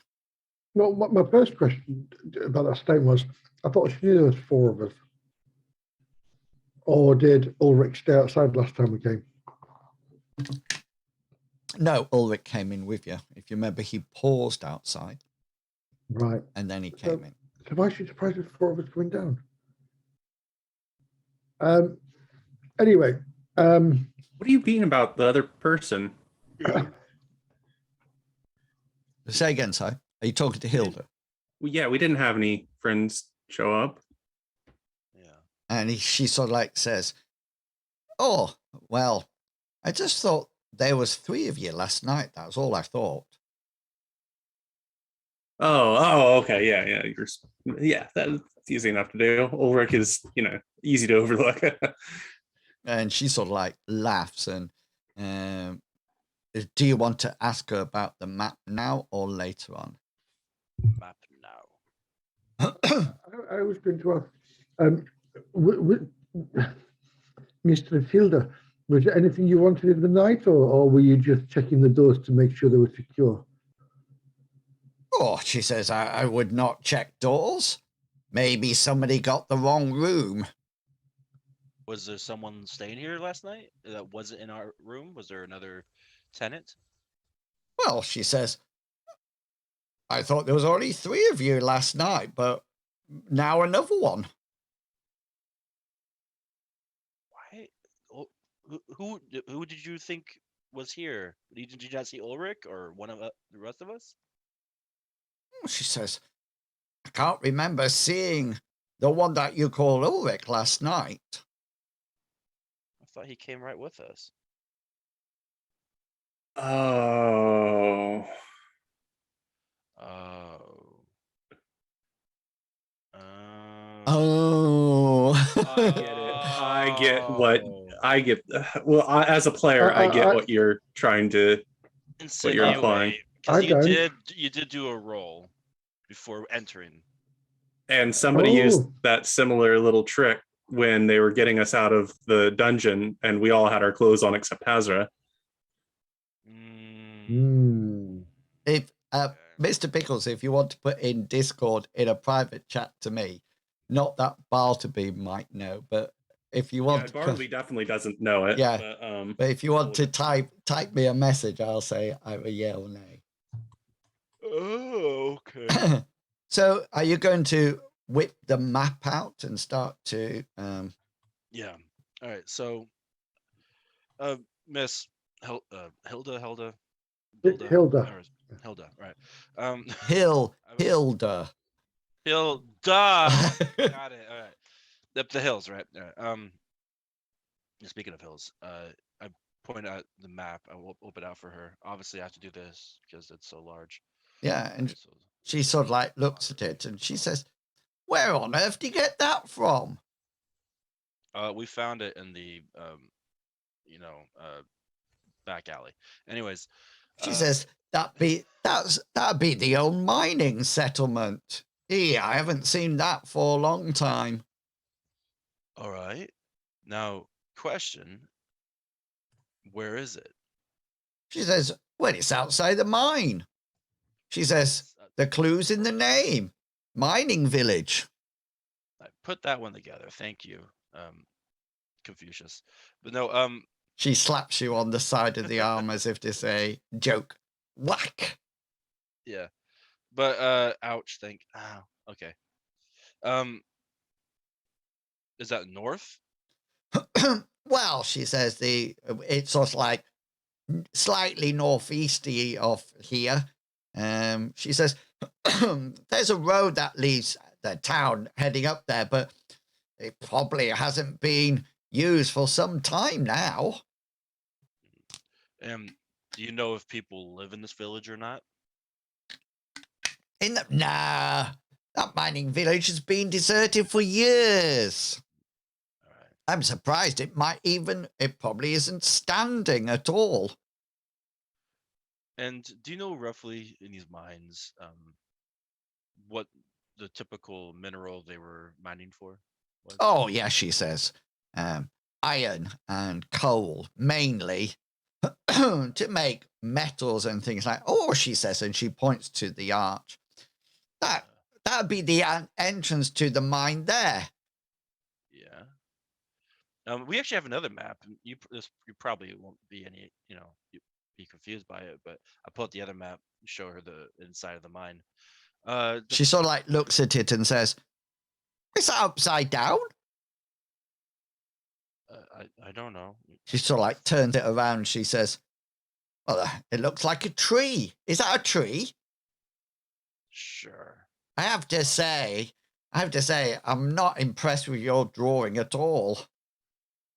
Not known for my creativity. Maybe some leaves next time might help the illusion. All right, so you probably won't talk too much on that one. Thank you for your time, Hilda. Are you planning on going to the mining village then? I guess so. Any of you have anything to ask? I'd like a little bit more bread, but Well, it does look like you need plumping up a bit. And she leads in. She says, I like my men with a bit of meat on them. And she toddles off and brings another chunk of bread. It's not like a loaf or anything. It's just like she's taken a loaf and just pulled it off and comes back holding it in her hand. And it's not on a plate or anything. It comes back and sort of like pops it onto the table. that is my bread. There's your bread. Warm, So fresh from the oven. As we're sitting around, again, another quote-unquote strategy session. Yeah, and Hilda Before she goes goes, off. just a- Yeah. Before she goes, I would say, Hilda, my dear, would it be possible for you to make us maybe a lunch of bread and cheese before we? Oh, she says, depart? not a problem at all. And she sort of like goes off and she mentions a suitable price, of course, before she leaves. And then she toddles off. You hear some banging of pots and something. She's either cooking or tidying up. But the noise helps to drown out your hushed whispers about your plan. And just to let you know, there seems to be nobody else in the actual room. And the door to the outside is still shut from the night before. Obviously, we Cyrus- can't go in arrows blazing, or bows blazing, but I don't know. Like, they obviously know we're coming. They've sent people to kill us. They know that we survived. So if we go in straight forward, they're going to have another trap for us. and obviously, if they have a map of the mine, they know the mine like the back of their hand. So, what's the approach? How do they know that you survived? Because they sent another guy after us at the night. I mean, Bartleby doesn't really know that, I guess, but theoretically, that was another assassin, same as the start of the adventure. But not directed at you. No, but he might have saw us still.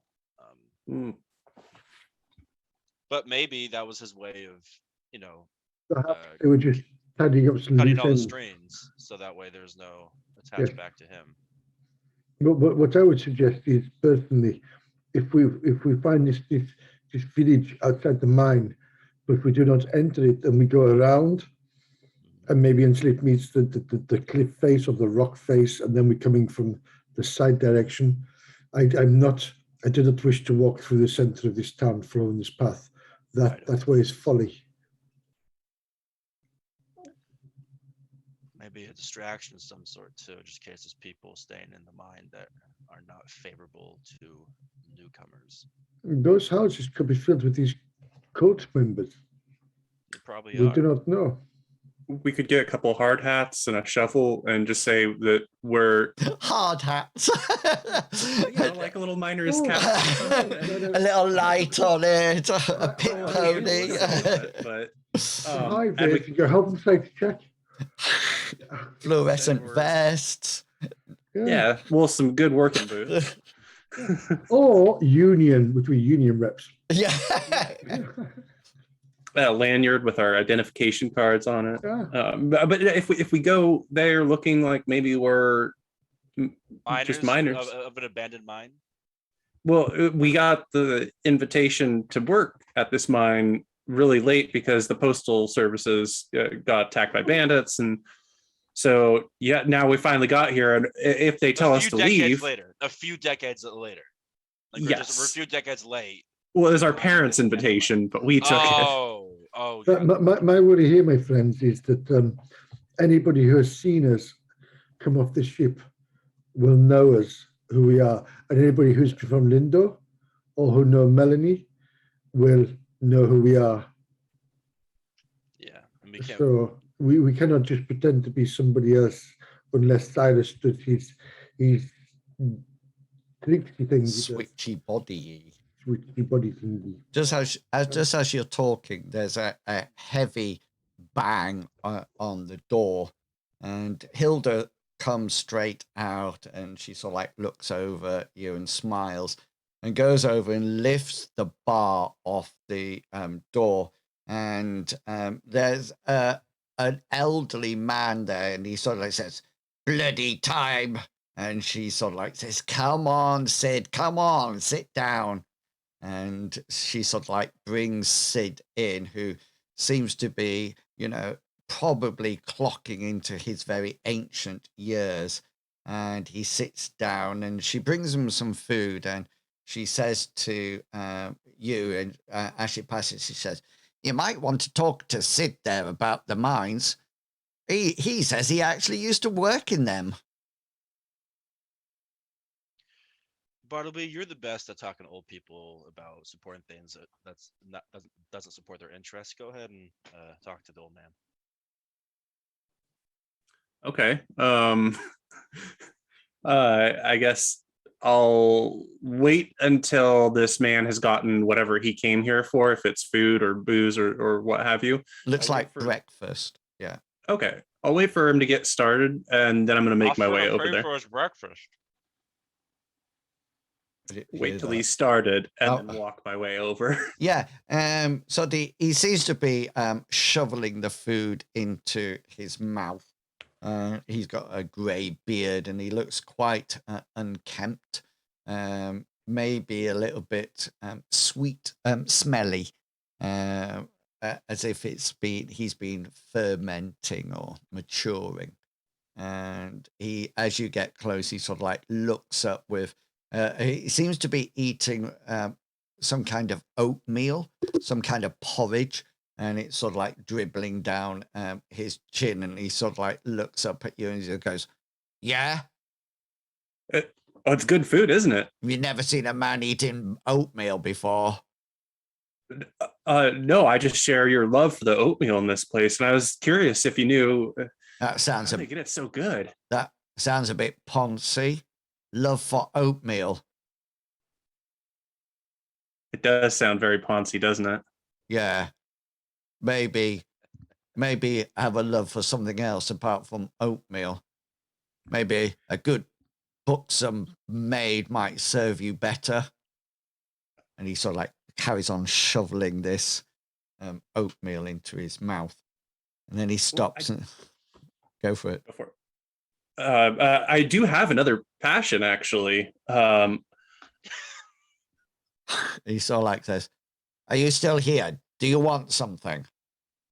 Yeah, well, Hilda told me you knew about the local mines, and I love mines, and I wanted to know if you knew more about it, if you could tell me about the mines, your experience.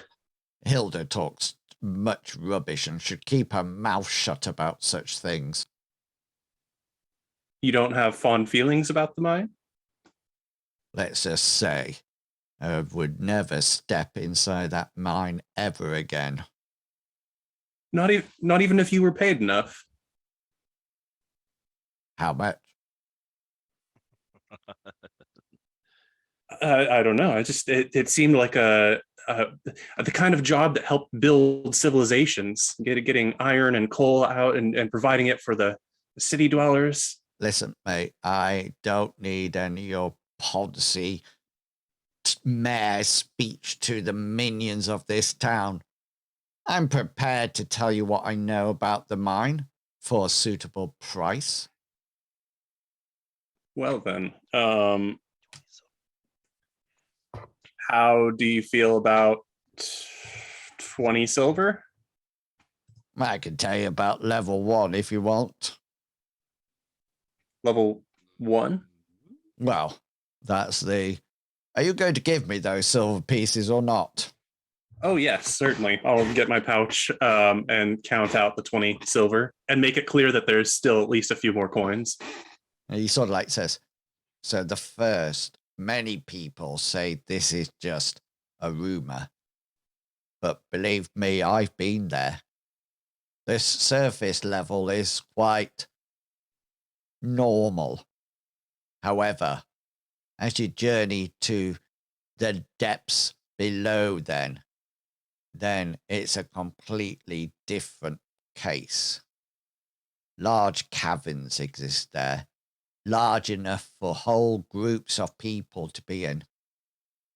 I'm not too sure what, but something definitely roams down there. Something hideous, something fierce, something that would probably make you pee your pants. He goes back to shoveling in his oatmeal. Did you ever see this thing? Luckily, no.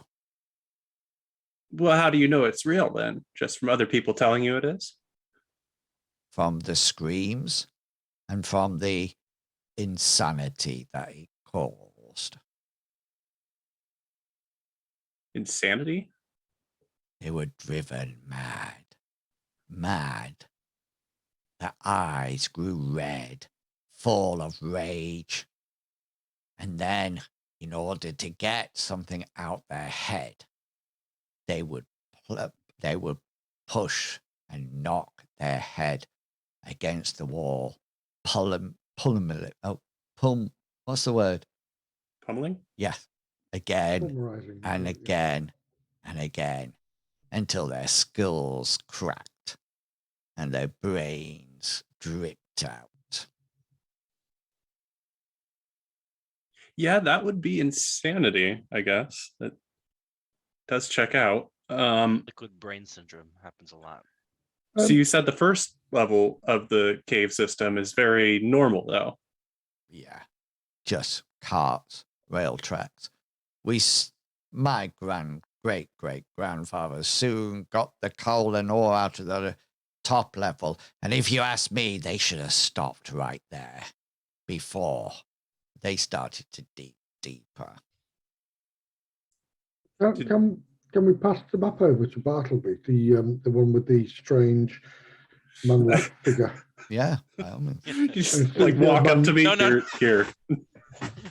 Like I was going to walk up to him and say, "Sir, I think you dropped this."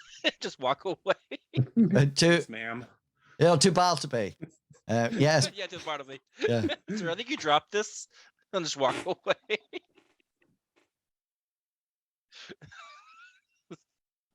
All right. Yeah. I'm doing it. Can you point in the map where not to go? Is this Cyrus talking to the man now, or passing the map to Bartleby? I'm passing the map to Bartleby. I'm passing the map to Bartleby. Okay.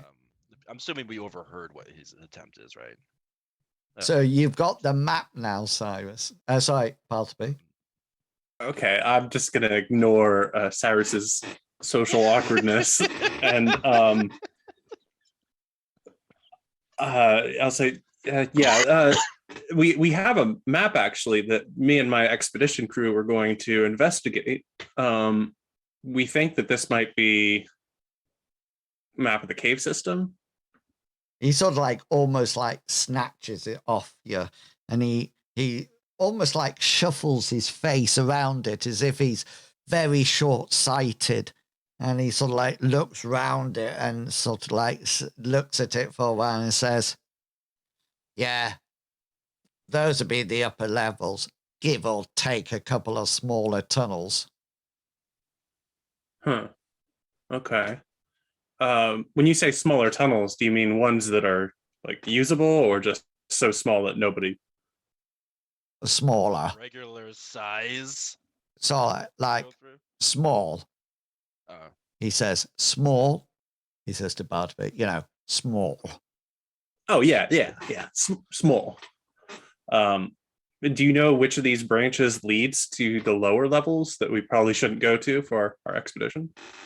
Most of them do. Huh.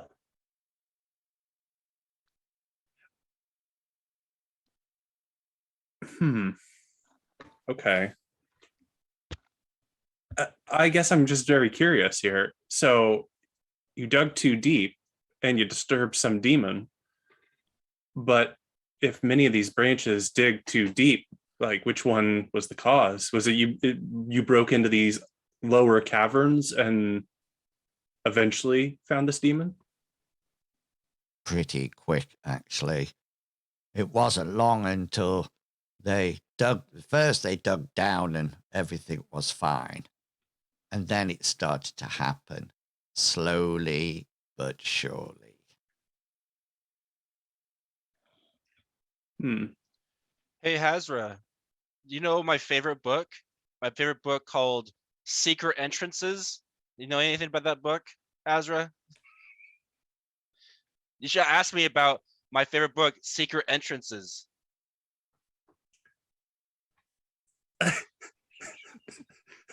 I shout loudly. And I'll just mumble like he can read. I just can't believe that Cyrus is just shouting across. There's sort of like 5 people in here. I figured we were like 7 feet away tops. 10 Yeah. feet away. And Hilda's looking, she looks over and says, "Why are you looking for secret passages?" Sorry, it's my favorite book. I like to ask people, especially old people, She's sort of like, about secret passages. I wonder what the ore content is in the local mines. That would be crazy to learn more about that kind of information too. Yes. the old man slurps up the last bit of his oatmeal and picks up your 20 silver pieces that you gives him. And he sort of like pushes his chair back and leaves his dirty plate on the table. And he looks across to Hilda and says, "Thanks," and makes his way out of the tavern. Oh, just before he goes, he turns back to you, Bartleby, and says to you, be careful. Anybody who has been there to tackle insanity has never returned. And with that, he turns round and leaves the tavern. And that seems to be a suitable place to break now for this week. And then you now know the entrance. I'll leave you on this screen in Roll20. So you've got those two maps. And then, yeah, go for it.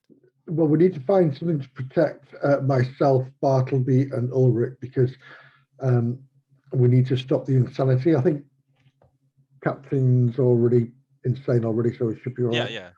Yeah. First off, Spirit Shield. Second off, Ambriel. You can't really see in the moonlight in the mines. I'm just happy that shines through. I was expecting the old man to turn around and Bartleby said, "And by the way, stay off my lawn." I was half expecting him to murder me at some point. Just be like, "I'm not a pregnant woman. I am a dagger wielding man." Who took this map from my house? Right. Yeah. So, sorry, sidetrack. So you can formulate your plans during the week, and then if everybody's available next Saturday, then we can probably bring depending how quickly you explore, we can bring it to a close next week. And then after that, it will be, I think it'll be back to M space then. Yeah. So we're, what I'll do is that I'll tot up the experience rolls, including that for the last scenario, and I'll pop it in the Discord so you can start to have a think. And if we finish before time next week or when we next play, then we can just quickly do the experience points. Or if we can't, then we can always leave it to the next time we play Mythras, so you can then spend them in that session. But I'll try to get them to you as quickly as possible so you can start having a think. So, yeah, if you're in the chat at the moment, thank you so much for coming along and supporting us tonight. I hope you enjoyed it. And believe me, next week is going to be a really exciting week as the group start to explore the mines. They don't know what is lurking in there. They still don't really know where Sane and Melanie are, unless they're in the mine themselves. And maybe that's possibly what's driven them to perform so recklessly. We will never know. Well, we will next time. So do come along and support us. Tomorrow I will be streaming about 10:30 some more Final Fantasy 14, and then in the afternoon we've got more action with Elder Scrolls Online. Medivac, do you want to mention your D&D game? Oh, well, I could do, but we do a D&D run on a Thursday night. Normally starts about 7:15 GMT. Yeah. Yes, and it's a weekly thing. We're up to episode 25, just gone. So yes, if you want to come along for like D&D, if you like old men playing games. Yeah, it's very good. I've watched the videos. I've watched them and they're really good. But so if you're in the Discord, when Medivac starts to stream, it'll come up there. But do you want to just stick your channel in the what is it? Is it Medivac the Healing Hoover? Medivac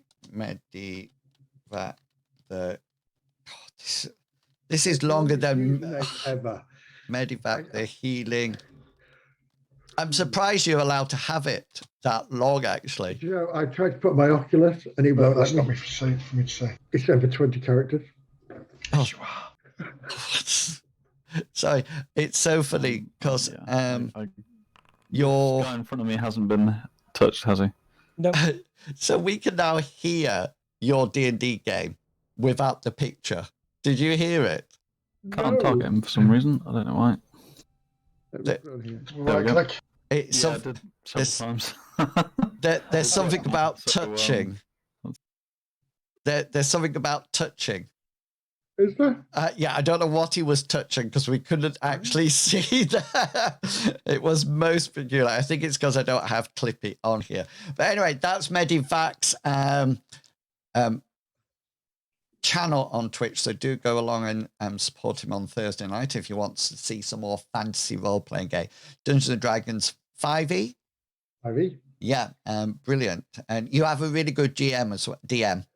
Zed is amazing. Yeah. He, really is. He runs lots of games. Yeah, he's really good. So by all means, go Not as and good as you, clearly. Don't- no, I learned a lot from him. So yeah, so I'll be back tomorrow. Do come along and use your Dixper or your Streamloots tomorrow in the stream. That'll be lots of fun. Until then, until next time, it's goodbye from me and it's goodbye from them. There was such a gap there. I never know whether or not you're going to say anything. Okay, we'll see you all later. Bye. Next week, would you be quiet, yeah? Yeah.